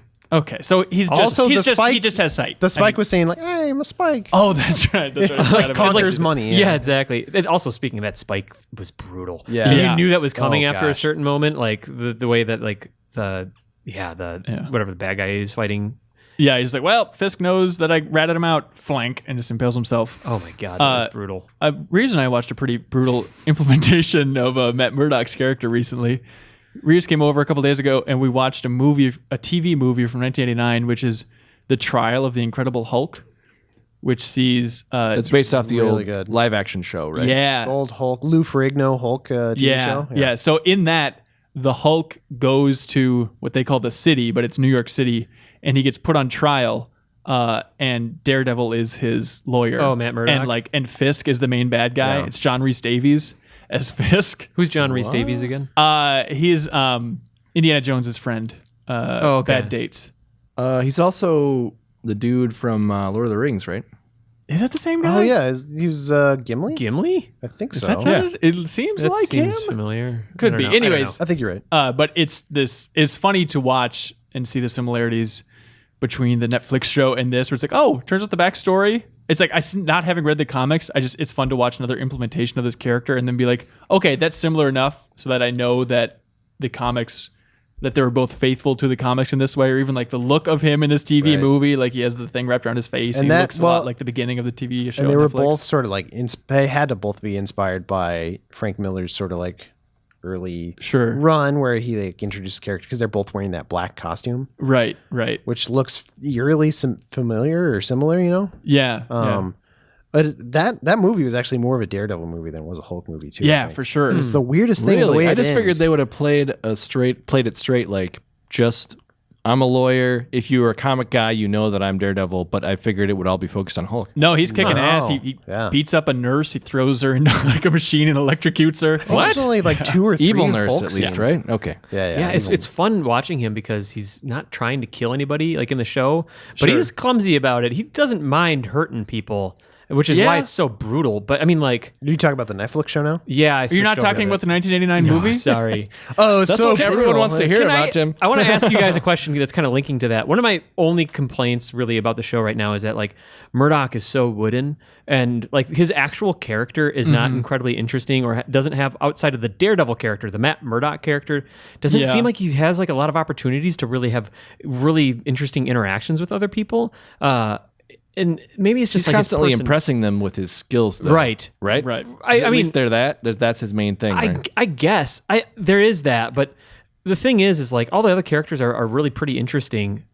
But and like he has a cool backstory and like the younger self, like his younger self in the flashbacks is interesting. Sure. Stuff with his boxer dad, but like is his character from that 1980s movie interesting? Like is Matt Murdock seems like does he have No. any presence or anything? No, Or- I mean, this is, the 80s and it's a made-for-TV movie, so you know it how doesn't the have 80s were. much of a presence going throughout that. No, but like the fun thing with that is just doing the mind games of like, okay, if Matt Murdock had to defend Bruce Banner in the Marvel Universe now, like how would that work? And it's the interesting thing because like no one knows that Bruce Banner is the Hulk. So Matt Murdock is just a smart guy. He's trying to figure out like something's going on here.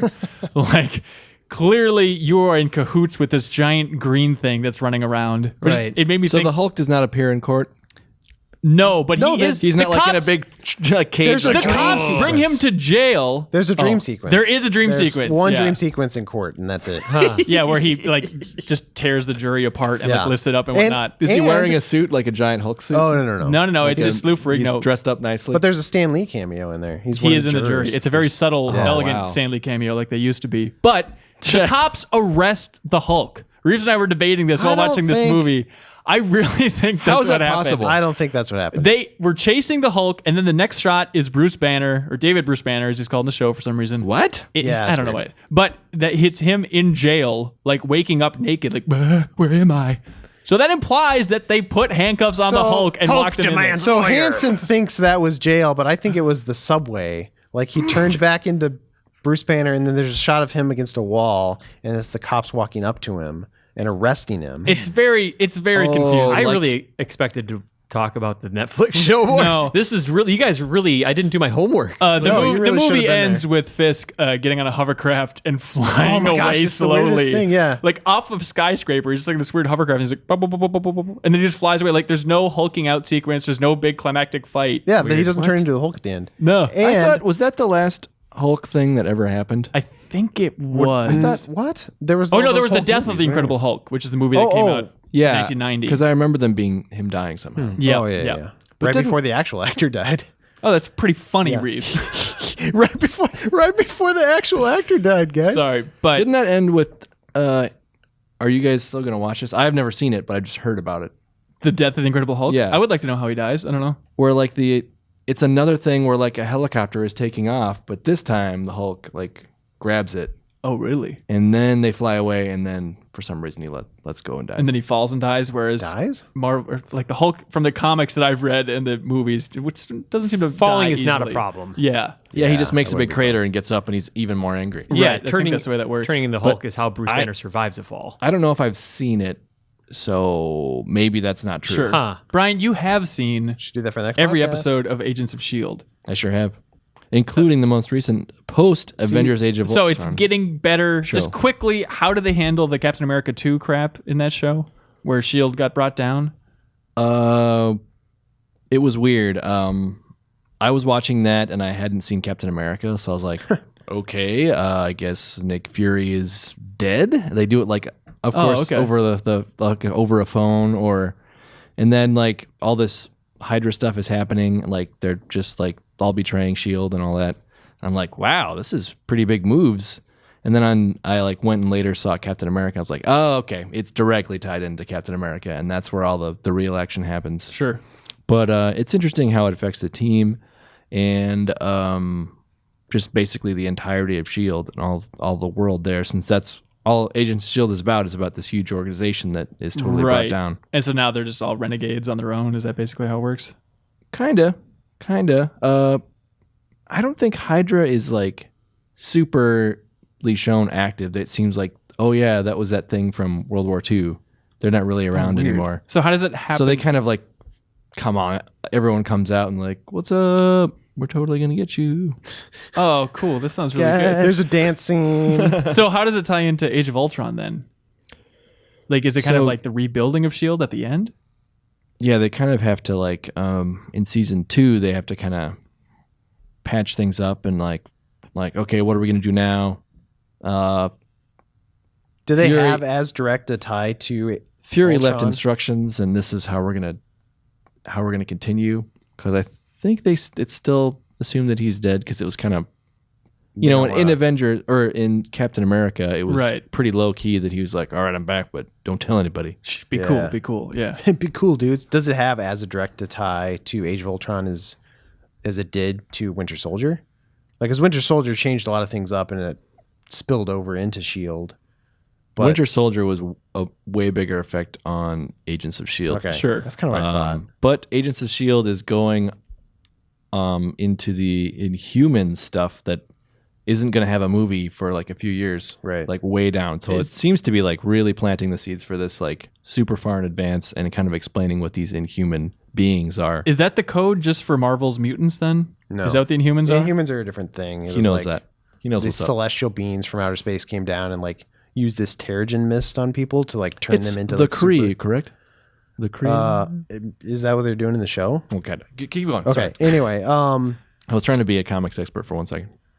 so anyway, yeah. So they're not mutants, but they have like mutant-like powers. But don't they call the twins Inhumans in Age of Ultron? They call them That's enhanced. what's tricky is because the reason they do that is because Right. they don't have the mutant license. right. So they right.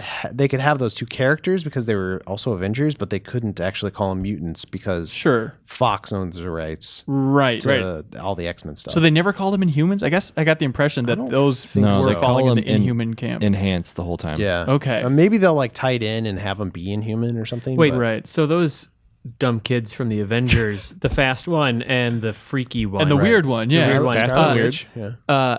Scarlet Witch and And Quicksilver. Quicksilver. Got it. Okay, those are they officially Avengers in the comics? Like they? Yeah. Okay. Well, they start out as bad guys, so I mean they got that right. But then, Okay. because they're Magneto's kids in the comics. Oh, But what? Magneto can't exist in Right, the but Marvel me- movies. So me- that's why just the parents died. It's not important in Right. Age of Ultron. Don't This worry way they about kind of it. address it. Get back X-Men. Get back And of course- Spider-Man. It would be cool. Yeah. Of course, well, they got Spider-Man. Quicksilver was in the most recent X-Men movie as Right. well. It's And kinda so And they he had- was so much more entertaining in that X-Men movie than he was in Age of Ultron. Really? He Yeah. was. Oh, it's great. Not hard to believe. His scenes are amazing in that. personality was actually more grating for me in X-Men, Okay. but like he did have cooler scenes. In Yeah, X-Men for sure. movie, so- And it's like I wonder if they want to do more slow-mo stuff in Age of Ultron. There's really only like kind of 1.5 scenes where they show things from his perspective of going super slow, and he can just walk around and mess with everything. And that's kind of the sweet part of Days of Future Past when they show Quicksilver doing that. But it's just a lot in Age of Ultron of him running around and having those little blur lines behind him. Yeah, it's go more fast. like And everyone else's reaction to him, like, "Whoa, what's happening?" With my Right, body? right. And then every time he's walking, he does this dumb strut where he moves his shoulders right through it. Try and keep up. Do you think they saw X-Men and they're like, we shouldn't even try to compete with that? We should just kill him. Which I guess. Can I ask a Speaking question? of spoilers, you were warned. What's up? We know now who those kids are, or I know. Who is Ultron? What? Tim, you saw Age of Ultron last you night. saw the I saw it movie. last night, but what I know is I don't remember where he came from. Like, what? What is You he? just saw this. I know, I totally did, but like in the context of the Marvel, remind me of his introduction in Age of Ultron. They Tony built Stark him. and Bruce Banner Banner, they created built him. him. They build Ultron. And then they used the Loki pokey stick Right. They to build give an him AI. some juice. Okay, so basically they try to use Loki's spear. Yeah. They try to take it and make an AI out of it. Because it's a super enhanced computer on the inside is the idea. And so they're using part of that. Right. Not all of it, which is what the vision ultimately think what's is. It's a little confusing to fuzzy me- on how that worked, honestly. What's confusing to me is that like Age of Ultron, like Ultron is like this built up as this big comic bad guy, super villain, but it just comes from like the whole deal is that it just is spawned from like Tony Stark and Bruce Banner tinkering around. And so Right. like they just blew it. To me, it felt like it wasn't super clear that they just botched it. I thought that it was some other galactic being because you see it set up when Tony Stark is kind of seeing like the vision of all the Avengers dead, Right. and that giant mecha whale goes through a wormhole, which I still haven't pieced together yet. That's all from completely. Avengers 1. I barely remember the Okay. whales and stuff like Yeah, that. they're No, in that's there. like a whole 30-minute fight scene in New York. The whales? God, Tim, we rode a whale to the theater last night. God, that's right. So basically, it just that connection with like Ultron, it just didn't really connect with me. That like, oh, this thing just existed because Tony Stark screwed around with this technology. Well, here's Interesting. the big deal: is that Loki's staff contains an Infinity Gem, and those things are ridiculously powerful. And you shouldn't mess with them because you might have some unintended consequences. Like at the end of Guardians of the Galaxy. Right. That was another Infinity Gem, actually. Right. Unless you want to make Vision, unless you try to create a robot out of Titan Vibranium. Vibradamanium. Or Unless you vibranium. combine Vibradamaniacs with this weird synthetic human making Tiny thing, Toons. and then That was the part that was confusing to me is, okay, so Ultron wants, I like the angle of, okay, I was programmed for peace on Earth. The only way to get peace on Earth is to kill everybody. Right. Like that. He has that awesome line where he's like, "Oh, then God throws a rock at it or something and like recreates." Right. Every now and then God throws a rock. Right. at A lot it, of like- religious. Well, it wasn't like, religious in the context. No, I know, but a lot of like religious imagery going throughout that entire Yeah, thing. yeah, yeah. Yada, yada. I just But- thought it was fun. But the confusing part to me is he's like, okay, got to wipe everybody out. That's fine. Seems like he's like, okay, robots. Cool. The future will be robots. That's a premise I can get. But then his angle of wanting to create the Vision was a little bit confusing because he's like, does he not want robots to inherit the Earth? He wants robots combined with organic matter. No, I think he was creating the ultimate body for I himself. think he was trying to make himself a better body. Yeah, Okay. that's And what we was all up. want. because And- you and could then- see how he could smash up his body got smashed up over Right. and over, and he Yeah. just wanted this like ultimate body so they would have like the perfect vessel. But if And then- vibranium's the strongest thing, it'd be stronger than like the kind of fleshy Vision red skin, right? But isn't Vision vibranium? Yeah. They used that all to make him.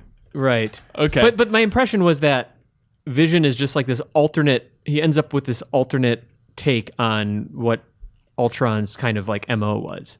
Sure. Like he was the yin to Ultron's yang or whatever. Right. But then Well, they're both kind of. He was all based off of Jarvis AI, which was he worked with Tony Stark for all the Iron Man movies, Right. and is proven to be like a good guy AI. So Right. putting that into Vision, they knew like, all right, I'm gonna Right, be cool. he's But I like the Don't angle worry, when guys. Vision had to explain, like, I'm not Jarvis. Like, what do you think he had a line where he's like, Yeah. I am. Just to explain that, like, don't think of me like Edie in Mass Effect 3 of just like, now I have a body, Right. the end. Still Like, it's a little British. more Yeah, now I'm complex than gonna that. screw Seth Green. That's right. Does that line up with gosh, that's right. Vision's origin story from the comics? Kind of. I mean, the whole thing's off a little bit just because, like, Ultron was created by Hank Pym, who's Ant-Man, who they haven't even introduced him yet. Like, we won't see him until, like, later this summer. Okay. But then Ultron created Vision, not as a new body. I can't remember why he created him. I think he was trying to like destroy the Avengers. Okay, that And, like, lines up. He used the brain waves of a character named Wonder Man to like create his mind, and then like Wonder Man's a good guy, and so like he like ended up turning on him. You know, Tell me more about Ant-Man creating Ultron. what more do you want to know? I don't know. Was it just Hello, a similar Siri. situation? It was. I think he was creating a bunch of robots. He was trying to make robot AI. Oh, and then okay. it went rogue.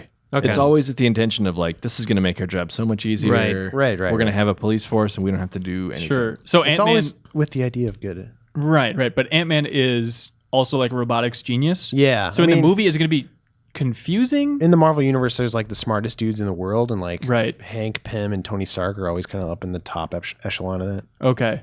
But And then Hank the Watcher's Pym number one. is a bad Actually, dude in Reed the Richards is number one. Oh, okay. comics. Hank Pym is like a bad dude in the comics though, right? Not really. I Didn't mean, he, there's like- that stuff about him like being beating his wife or something, but Oh, which makes yeah. sounds really bad. But like in That's pretty bad. the like they upped it a little bit in Ultimates, but like in the That's the original, one I'm it familiar was sort of with. like Yeah, vague. It was a little more vague on whether or not he hit her. Sure. Oh, in the original, aren't guys slapping ladies around like constantly? Yeah, it was also kind of a product of the time, and Yeah. like just like I think there was an interview with the original artist, and it's like it wasn't really my intention that he like hit her. It was more so like he was trying to get away, and it just looked like he was hitting her. Sure. Yeah. Huh. So what do you think about But no, he's a good guy in the comics. Like Okay. Hank Pym's definitely a good guy. what do you think about where Age of Ultron leaves off, where they have like the new Avengers team assembled and then leading that into Civil War? Because that's what was strange to me is that like throughout the movie they're building this great rivalry Right. between Tony Stark and Captain America, and then it ends with them like shaking hands, like, well, time to have a good old time in retirement. Well, See ya. yeah, they made it sound like he's leaving, but I think isn't he still signed on for a couple more movies? He is, yeah, but I mean, I think the idea is that Iron Patriot's going to kind of take his slot Right. in the Avengers, but I mean, he's coming back for Captain America, Which you look at and that for lineup. Infinity War, I'm sure. So Bruce Banner's basically gone. So you don't Right. have Hulk. Like Hawkeye kind of rolled off. Yeah, I don't know. I think Thor will be back, and Iron Man probably. Thor is just he's investigating the Infinity Stones. Probably, I doubt he's going to be in You don't Civil think he'll be War. in the next? No, I bet he's got his own No, movie. not in Civil War, but then in the next Avengers film. Oh yeah, for sure. But I Yeah. think like in the Civil War film, he's going to be off investigating the Infinity Stones and all But that. the way they sort of ended it with like, all right, we got Captain America and Black Widow, and then here's these other guys who you don't care about as much. Are they ever like? Is that an assembly of Avengers? Yeah, I mean those are all Avengers. But have they ever been together like that at the same time? Are we missing any key people that are through lines? Probably. I mean, the Avengers is such a revolving door of Sure. like crazy people that maybe. sure. They've already confirmed that Spider-Man will be joining. But yeah, that's the other. Right. You'll have that big gun coming. Because back. like the Cool. rights with Sony, as we have heard, like the rights with Sony have gotten, they're like, we don't know what to do with this guy anymore. So Marvel, you can get a little right, your you taste finally in get there. Do we well, know- they both still get money. So whose too. side is Yeah. Spider-Man going to be on then in Civil War? In the comics, who's he with? In the comics, he ended up going with Tony Stark. Like, and so what's the division there? but What then causes this? It was interesting because like he went with Tony Stark and then kind of backpedaled. I think Okay. it was kind of a confusing thing. So isn't it something about like It's like a employee or like a it's a registration act Okay. basically. for, Registering like, everyone with superpowers. anybody with superpowers needs to register with the federal list. And Cap's like, well, that's dumb. We can't like give away all our secret identities. And Tony Stark's like, look, this is kind of going to happen. Like we can't fight that. We've been fighting this through legislation. It's not happening. So Right. we should like try to control it and like get on board and make sure like the list is hidden and it's protected and nobody can like just not anybody can look at the list. I want to control this thing Right. because They're it's going to planting happen. seeds with that in Agents of S.H.I.E.L.D. They call it the Index. Oh, really? And it's Oh, all that's about cool. like anyone who's got powers, like some of these inhuman people that have shown up. Like this new shield is all about like, look, it's just a formality, but we have to index you all and like find out what you can do. So if you go rogue later, we know how to like get you. And so for Yeah. sure they're going to do that storyline for Civil So that's War. what it sounds like That's they're like doing the main thing. with Captain America. And that New causes Captain them- America movie. That's the confusing part. I mean, it just sounds like a Telltale game, not to get to that earlier, but it just seems like in every Telltale game when an argument starts, I just want to be like, everyone calm down. Like, this isn't a big deal. We'll figure this out. And it seems like with Civil War, it's like can't Cap and like Tony Stark just be like, okay, look, we're still on the same side. Let's just relax and not start throwing punches at each other. Like, what causes them to want to kill each other just based on, I disagree about this act? The way I understand it is like the political side is pushing everything. Like it's all rolling forward. And then at some point it comes to like, look, you are all going to have to turn in your names. So Right. now Tony Stark has to lead this army of Yeah, that's what happens. basically police, and like they're grabbing everyone, and they're going to make him like Tell us for your name. And Oh, they interesting. They throw Your him name, in prison, powers. I think. Yeah. Okay. That seems like a big storyline and a really dense storyline to get into one film. It was a pretty big deal. Yeah, exactly. I think it's weird. I'm surprised that's not like the new Avengers thing. Like Sure. for Avengers 3, that they split into 2 parts, it wouldn't be that. So it's weird to kind of shove all that into one Captain America film. Do you worry it's going to be crowded? Because they're probably going to get like Daredevil and everybody in that, right?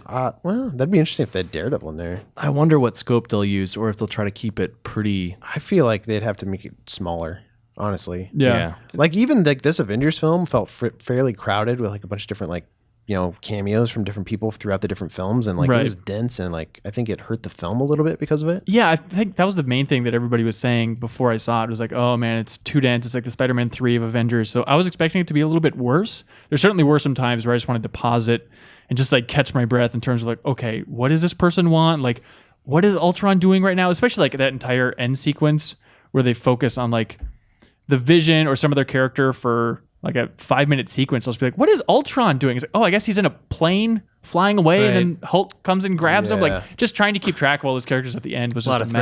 threads. Yeah, Well, for even sure. just the creation of Vision and how like short that was and how quickly that happened. And, That was a like, pretty Thor- quit discussion for like, oh, a new life form. Okay, cool. You're entertained. I was like, Let's this feels kind of cheesy to me. And I'm like, I'm not on board, and I already know who Vision is. Like, I don't understand what he does. I've only played the Captain America and the Avengers Yeah. arcade That's game. all I know about him too. I don't know. And then in the movie, he flies around. He made a cape for himself. That's cool. Otherwise, he like casually punched guys. Well, you could He used the kinda laser see beam it from his hap- head, I guess. Yeah, he's basically he can like control sort of his molecules and go intangible a little bit, Kitty Pryde style. Okay. And, like, Is so he- he'll put his hands through things or walk through walls and stuff. He's And you kind of could like see that a Martian couple Manhunter times. too. Who was invented first, Vision or Martian Manhunter?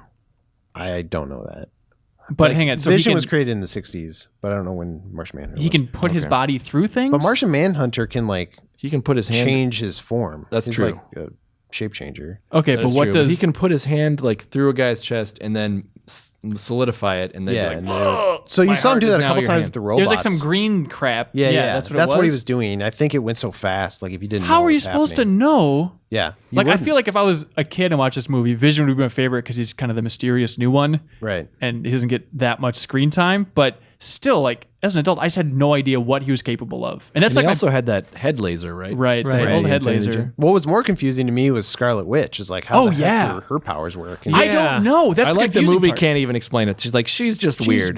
That's the problem. Like, I love having a defined limit to my characters that I'm rooting for. And this is not to harken back to this for the third time this episode, but that's what I love about Dragon Ball Z. It's like you get a numerical number. This person's power level 6,973. They actually say the numbers Yep. for each person? They have these 2 moves they can do. You get it. This other character is this.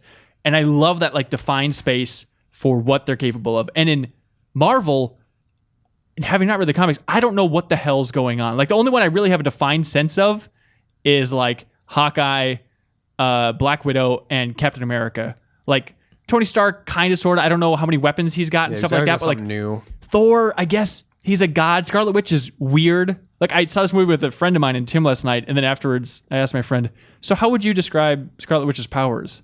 And he goes, "Red."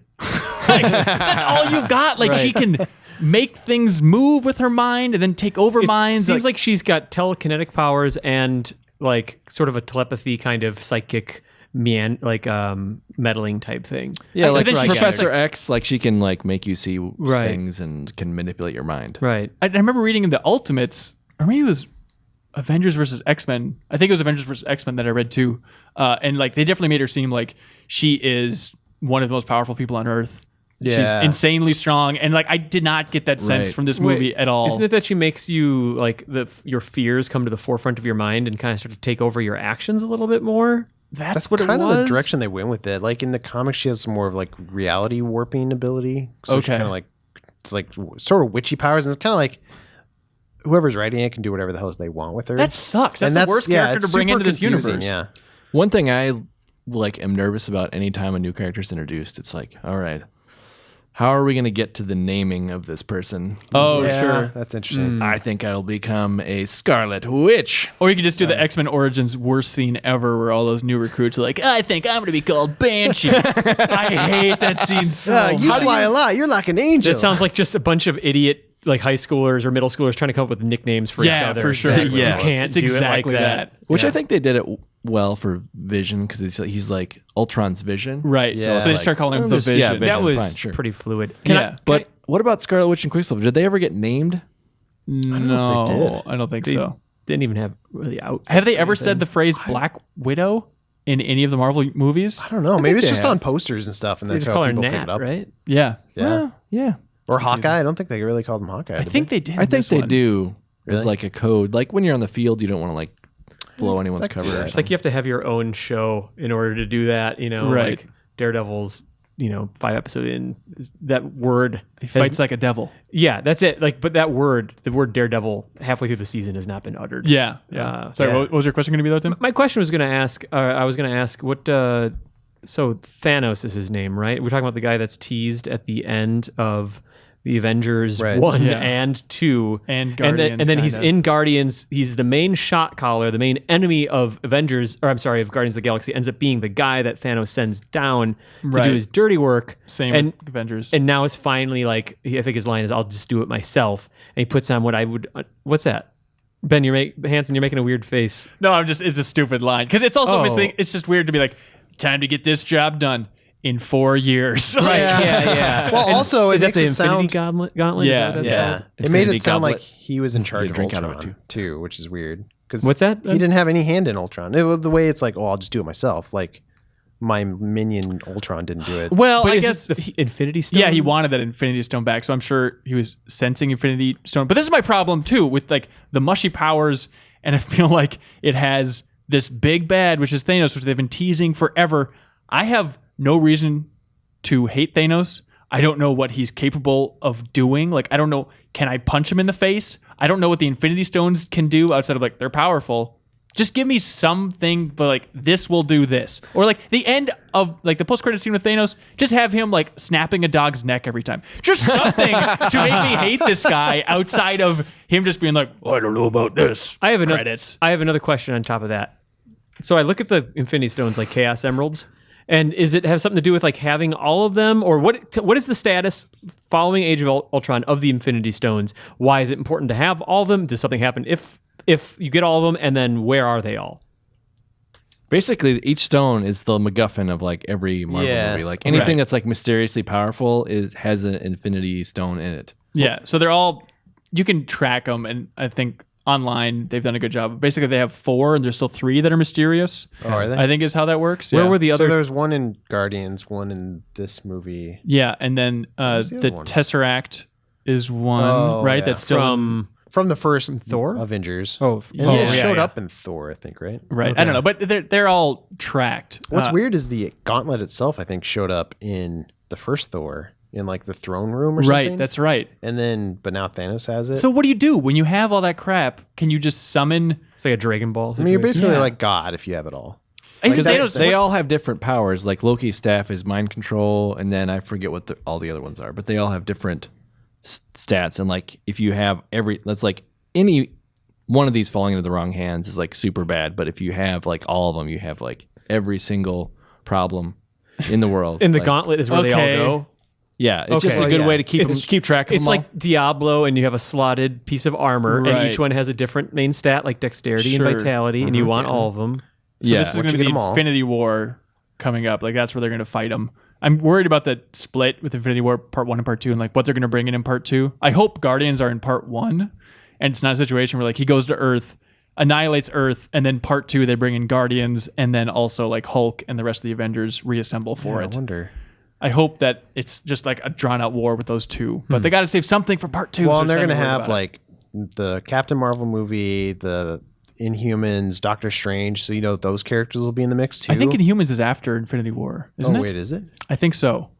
I could be wrong on I'm that. not but- sure. Yeah. They're all really far away. That's my concern. Is like as contracts run out, like did they just have to kill all these big guys when they're like, well, we're not going to have him back for another movie? Like, I know Robert Downey Jr. is kind of getting tired of it. I think Chris Hemsworth sort of talked about like, it might be done pretty soon. Like, so it's like, well, that's the smart thing, is that they can just pass it down to somebody else. Like in Iron Man 3, he's like helping that kid out in the garage and like teaching him to fall in love with tech. So like then the time comes to replace Iron Man.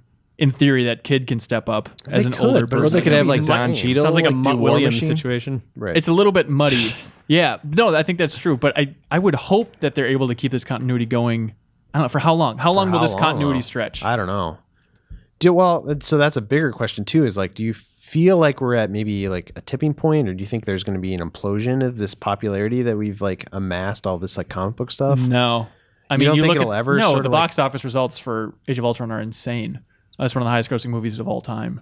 And stuff that you don't expect, like when the first Thor came out, you're like, well, I don't expect this to be very good or to make money, and it blew away both. It was both good and made tons of Also, money. you forget how early that was. I mean, that was the fourth Marvel movie. Right. It's like Iron Man, Incredible Hulk, Iron Man 2, and then Thor. And like Thor is a weird movie and a weird character to try and get people to love. But I watched that again before watching the second Avengers, and that first Thor movie is super good. The first one's really, good, really actually. funny. It's like it takes itself seriously at the right moments, then completely makes fun of itself at the other moments. Yeah. It's just perfect. And it's more like, because he's out on Earth most of the time, so he's Right. like very like understandable, like down to Right, earth, right. down to earth, literally. I know we're going long, but like Sure. one other thing I wanted to point out about Avengers that I really liked was how the fact that all these characters, we know them already, Sure. like through their side stories, just through the Avengers in general. And so it feels like Whedon takes a lot of time just to sort of have these like fun character moments, like the Right. big party. It reminded me of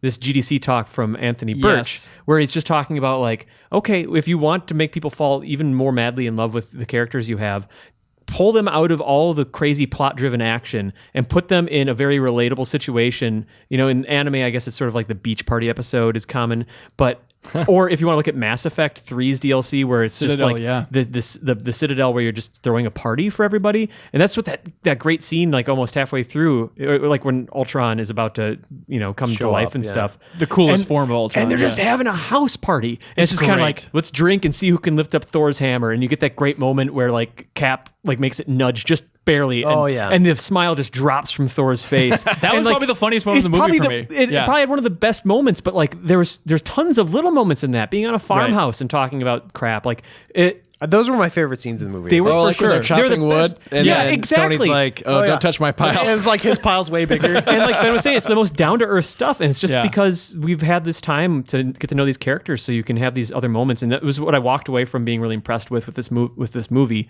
Is That they they just found time for they those just little made moments. time for it, and it's some of probably what will end up being people's favorite scenes, and they're the ones that probably cost the least amount to make. I know and- that's the thing. It's like, could they just film a TV special? Honestly, like, and it's just those actors, and it's just an hour-long thing Right. of them.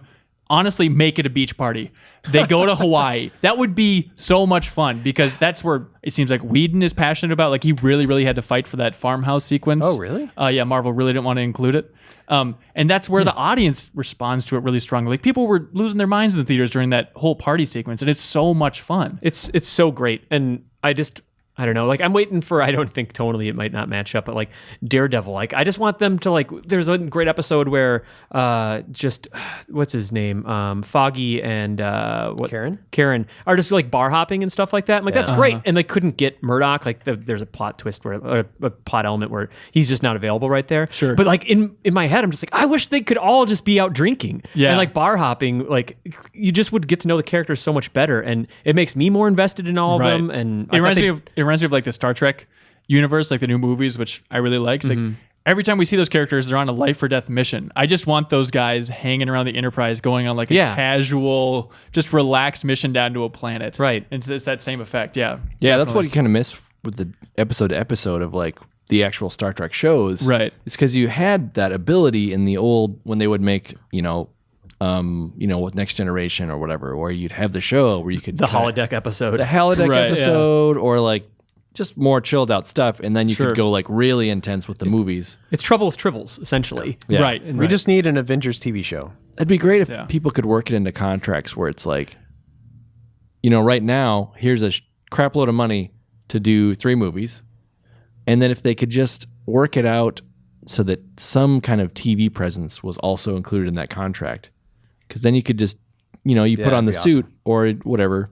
Thor could just wear jeans or whatever. That's fine. And then you could just have like a mini series, which they did with the Agent Carter. I don't know if you guys popped in on that. I watched the first one. I want to. Yeah. It's a little easier to just get in and out because it's just like a quick 13 episodes or something. a contained thing. Yeah. And it flushes out. And it was when I saw her show up in Avengers, I was like, yeah, it's Peggy. Yeah, they did that with a bunch of like weird people, and I'm like, oh, cool, it's that those dreams scientist guy from. Yeah, there were a lot of cameos. Those dream sequences, like I guess that was another big thing that Joss Whedon really had to fight for because he really wanted them. But like, I'm all on board for a dream sequence, but I don't think they were like as abstract or as crazy as I was expecting. Where it's just kind of like Captain America. It's like he walks into a ballroom, sees a guy shot, and he's still kind of laughing. And that's like the trippiest thing he sees.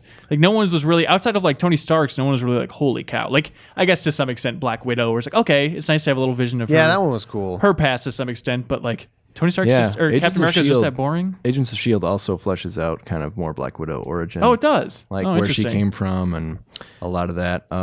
Okay. So Another thing that might be interesting, speaking of dream sequences, before we go on, is Thor's and his like little journey and all that. Yeah. Apparently that is all set up for Thor Ragnarok, which is the next Thor movie. Right. And that so was he's also getting creepy visions, and he's got like, I got to go take care of this, and that's the next movie. And that vision was, Everybody. I think, a lot longer in the original. It cut. was, yeah. Actually, there's a great podcast interview with Joss Whedon. I think it's like the Empire podcast. But throughout the course of that, you really get the sense that Joss Whedon is sick of dealing with Disney and I Marvel bet. and dealing with executives, like to the point that he really wanted to kill Quicksilver. But they filmed sequences of Quicksilver like waking up, and he was even like in that final shot of the Avengers assembling, just in case like Disney changed its mind. Oh, really? Which would just be so frustrating. And so, like, my gosh. he said it even got to the point where he really wanted that final shot to be Captain America saying Avengers, and then like it cuts before he says assemble. But he was so worried that executives weren't going to get what he was going for by like teasing that, not fully saying it, that he literally never had him say the full line on set. He's like, this is important. Just so we can't change our mind in the editing room, like we're never going to say assemble. Control ever. F on the entire script and see if assemble shows up at all. That's right. Yeah, that's exactly right. Yeah. I had a thought like, all right, the third movie picks up immediately where that thing just like says assemble. Before anything, he's like assemble, and they're all like, all right, cool. We're all walking up. But I'm right here. But that cave sequence, I was going to point out, originally it was much, much longer. And this is something that apparently Marvel was really pushing on him, and he didn't really want to do. But they're saying like, oh, we should really have this cave sequence, yada, yada, yada. Hemsworth with his shirt off. Let's just do it. And so they filmed this elaborate thing where he went and got Mr. Man from Thor to come help him, and they found this cave. And then he got in the water, and then he was possessed by the Norns. Right. That was confusing. They told did not explain that. Yeah, but I guess it's going to be on the extended cut. But originally it was the Norns possessing Thor, and then Thor is speaking and saying the future to the assistant guy whose name I forget right now. Dr.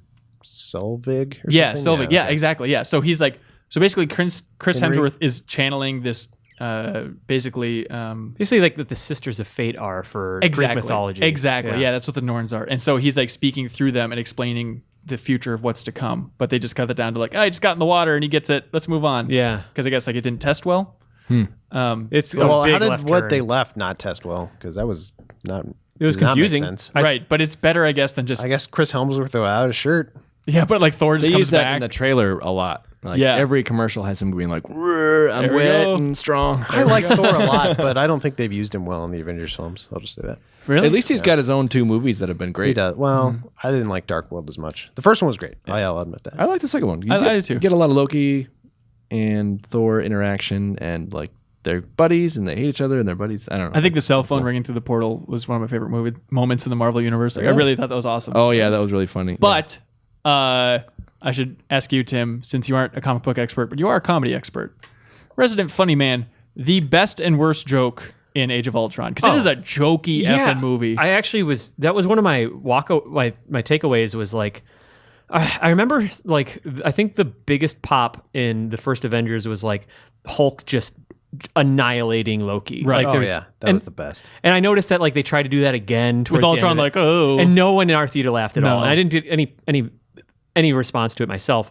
I think that the biggest laugh was when Cap tried to when he nudged the Thor's hammer a little Right. bit. But other than that, I felt like, including like Ultron himself, who's a very jokey villain, Strangely jokey. very, very strangely jokey. What I walked away from with like an overwhelming feeling of was just that this wasn't a movie about big laughs. It was just a constant stream of like, yeah, all right, I get it. Yeah, you like, didn't stop doing that. Throughout like the entire the movie. response, I remember like when, suddenly Vision can hold like Thor's hammer and like he Yeah. can lift it, and everyone's kind of like, oh, haha. That was one of the hey. loudest laughs in my theater. Really? You see, Yeah. that didn't really get a big reaction, but it just felt like a long string of like pretty good jokes and it was almost distracting to the point where it's just constantly like subdued laughter throughout chunks of the movie. Sure, that's coming up. Yeah, I think my favorite jokes, I think there were 3 that really hit, and it was him moving the hammer a little bit and Thor's facial expression. Like, an amazing performance that that subtle facial expression gets that big of a And laugh. It was such a quiet noise. Like the Yeah. hammer just barely moved. But you picked up on The it. Cap didn't even notice. That was the best Yeah. part. No one noticed besides Thor.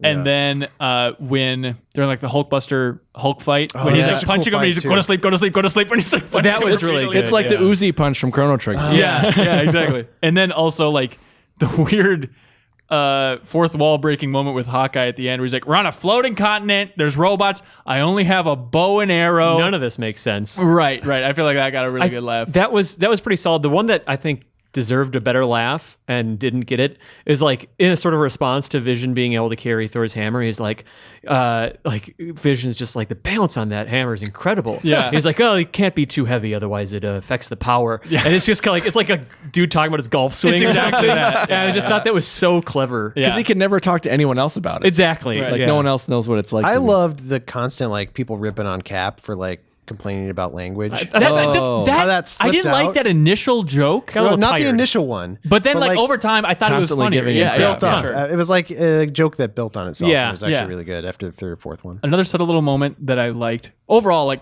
I like this movie a lot. Don't let me nitpick it apart. But I also really liked the little joke where they're in the kind of farmhouse and Thor just accidentally steps on the kid's Lego and breaks it and just like shoots it underneath the table. It's like, like Thor is just worried about breaking this Lego toy. I thought it was so good. After like they've taken down skyscrapers and all Right. that stuff, like I gotta cover this up. I can't be Total reliable. complete aside, it's linked to like maybe one of the worst jokes, maybe intentionally worse, like worst jokes where Tony Stark walks into the barn and he's like, "Hello, dear," because it's a John Deere tractor. But then he starts talking to Nick Fury, and clearly the whole reason that Hawkeye's wife like pointed him towards the barn was so that he'd meet Nick Fury. Right. But for like 2 minutes of that conversation, I'm like, I really want to see Tony Stark fix a tractor. I did too. I was excited. Like start from the Yeah. beginning. Fix the would've been kinda tractor. cool. It would have been great. It would have been like, a callback to him sort of assembling, Iron Man for the first time and just sort of Right. like just nuts and bolts. And it was like, oh, wait, this isn't the point at all. But someone's got to get to that. Yeah. That's When in are you gonna Avengers fix that Infinity War tractor? Part You 2. get kind of a taste of some of that stuff in like Iron Man 3. Iron Yeah. Man 3, when yeah, he's more for sure. like on the road, like I love Iron Man TV 3. Hulk. Yeah, TV exactly. Hulk, where I he's just like wandering around, go back to his I roots. don't think I've seen Iron Man 3. Oh my gosh! I went and rewatched it before Age of Ultron because I wanted to, and it's good. I liked it better the second time even probably. Hey, speaking of bad jokes, I have 2 that really stand out to me. Yeah. I'm really sick of Stan Lee and the cameos. That Excelsior man. joke with him getting drunk. It's like, all right, we get Which it. was Just get out of his? here. Oh, that's right. It was Thor's like crazy, Asgard booze that he brought Right. back. I think Right. the first one was fine, but then like having him like pulled out, like people dragging him out. Yeah. there, It's like just that. Excelsior. They should That have was cut dumb. that. Like Also, they didn't need that. I don't know if this is a joke, but it stood out to me so much when Black Widow is driving the motorcycle and she's like driving it on the sidewalk and she keeps just going like, excuse me, pardon me, excuse me, coming through. Well, watch out, watch out. And she just constantly says that to the civilians. And like, I don't know if they're going for a joke. It's like a Bugs Bunny reference. Yeah, she'd be like, oh, excuse me, trying to pardon move me, into coming the through. theater. Wahoo! It sounds like something Spider-Man would say. You know what I mean? Yeah, It's- I guess it Yeah. does. I wonder if it was something maybe Marvel was or Disney was like, okay, she can't be like just seen running, like trying to run over people. Right. Like she has to be like, we have to make it clear that she doesn't really want to kill them or run There's them. a Yeah. shocking amount of saving civilians in this movie where it's like, I don't care. You're No one spending all wants this to see money this. to That just was to a lot. like, all right, we have to have these big scenes where like we're evacuating everyone and like, Right, with right. Quicksilver running in front of the bus and like clearing. There was people out. one moment during like the Hulkbuster fight where Hulkbuster like saved that elevator. And like I genuinely had Talking the about thought, Iron Man's like big juggernaut. right, Okay, right. okay. And so I had that thought of like, oh, that's nice that like he's still concerned about civilians. That's all I needed to see to know that the Avengers still give a crap about the average person. But then like the whole evacuate the floating continent crap, I don't care anymore. Let me ask a question about the Hulkbuster. Yeah. If Jarvis was like corrupted and down at that point in the story, we were meant to think Right. that. He was talking to Veronica. Was that a Or different? Friday or something. Friday was the AI Friday's the system. AI. Backup AI. Veronica was Veronica the actual, is the armor. Oh yeah, it was Yeah. the armor. And to think that, like, were they detached from like, were they offline or something, and that's why Ultron wouldn't have gotten to Stark's backup AI or guess. something? Okay. or had no reason to. I think Okay. Jarvis was pretty good about like, wasn't he? He was in there. He was constantly like cock blocking Ultron. Okay. From getting to the nukes and From getting to all Friday? that stuff. Yeah. perfect. Well, I let re- me say, like, I'm disappointed that Joss Whedon's no longer on board now that they have Spider-Man, because I thought, Yeah, I guess he really good wanted him Spider-Man for this yeah, one, he but they couldn't tried, get him but in they time. didn't have the legal stuff Oh, situated. he would have yet. been Yeah. great with Spider-Man. Dang it. Yeah. Oh my god, he would have been so jokey. Do they have a director I think for in a Spider-Man good way yet? though, because I like Joss Whedon's humor, but like, Yeah. for the Spider-Man, I don't think No, so. that they don't. They have like He's a short probably list never of people wants now. to- The guys who did Winter Soldier are doing the next Avengers. So which I think is they'll good. technically be directing Spider-Man first because he's in that, Yeah. which I'm excited so- about. That No, I think they're doing Avengers, not the next Cap. they are doing both. Oh, they're doing both. Okay, yeah, never yeah. mind. The doing Russo both. brothers are doing both. Yeah, for But sure. then we don't know who's doing Spider-Man or No. who's going to be Spider-Man. Correct. Not yet. So it's unfortunate because I'm sure Whedon is burnt out on anything related to superheroes at all. So Yeah. He's gonna go back and do some more black and white Shakespeare It'd be awesome if in he his did damn that. kitchen. in his damn. That's Why right. not? He can do whatever he wants, I'm sure, at this point. Yeah, you hear that, Whedon? Go nuts, Whatever man. you want. You can come over here and be on our podcast. All right. Speaking of podcasts, sorry that was a long one. Thanks for tuning in. I hope you learned something and had a good time alongside us. But send your feedback to podcast@gameinformer.com. And otherwise, we will see you guys next week. Should be a fun one.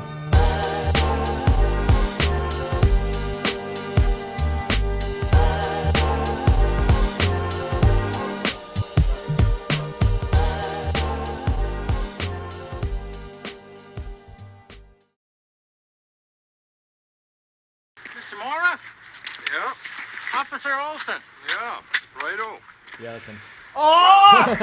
So I'm tending bar down there at Eklund and Swedlin's last Tuesday, and this little guy's drinking, and he says, so where can a guy find some action? I'm going crazy out there at the lake. And I says, what kind of action? And he says, woman action. What do I look like? And I says, well, what do I look like? I don't arrange that kind of thing. And he says, but I'm going crazy out there at the lake. And I says, yeah, but this ain't that kind of place. Uh-huh. He says, oh, so I get it. So you think I'm some kind of jerk for asking, only you don't use the word jerk. I Then understand. he calls me a jerk, says last guy thought he's a jerk is dead now. So I don't say nothing. He says, what do you think about that? And I says, well, that don't sound like too good a deal for him then. Yeah, he says, yeah, that guy's dead, and I don't mean of old age. And then he says, geez, I'm going crazy out there at the lake. White Bear Lake? Yeah, well, at Eklund and White Swedlin, Bear. that's closer to Moose Lake, so I made that assumption. Oh, sure. Anyway, he's drinking at the bar, so I don't think a whole great deal of it. But then Mrs. Mora, she heard about the homicides down here and thought I should call it in, so I called it in. End of story. Well, what this guy look like, anyways? Oh, he's a little guy, kind of funny looking. Uh-huh. In what way? Oh, just in a general kind of way. Okay. Well, thanks a bunch, Mr. Mora. You're right. It's probably nothing. But thanks for calling her in. Sure. Looks like she's gonna turn cold tomorrow. Oh, yeah. Got a front coming in. Yeah, you got that right.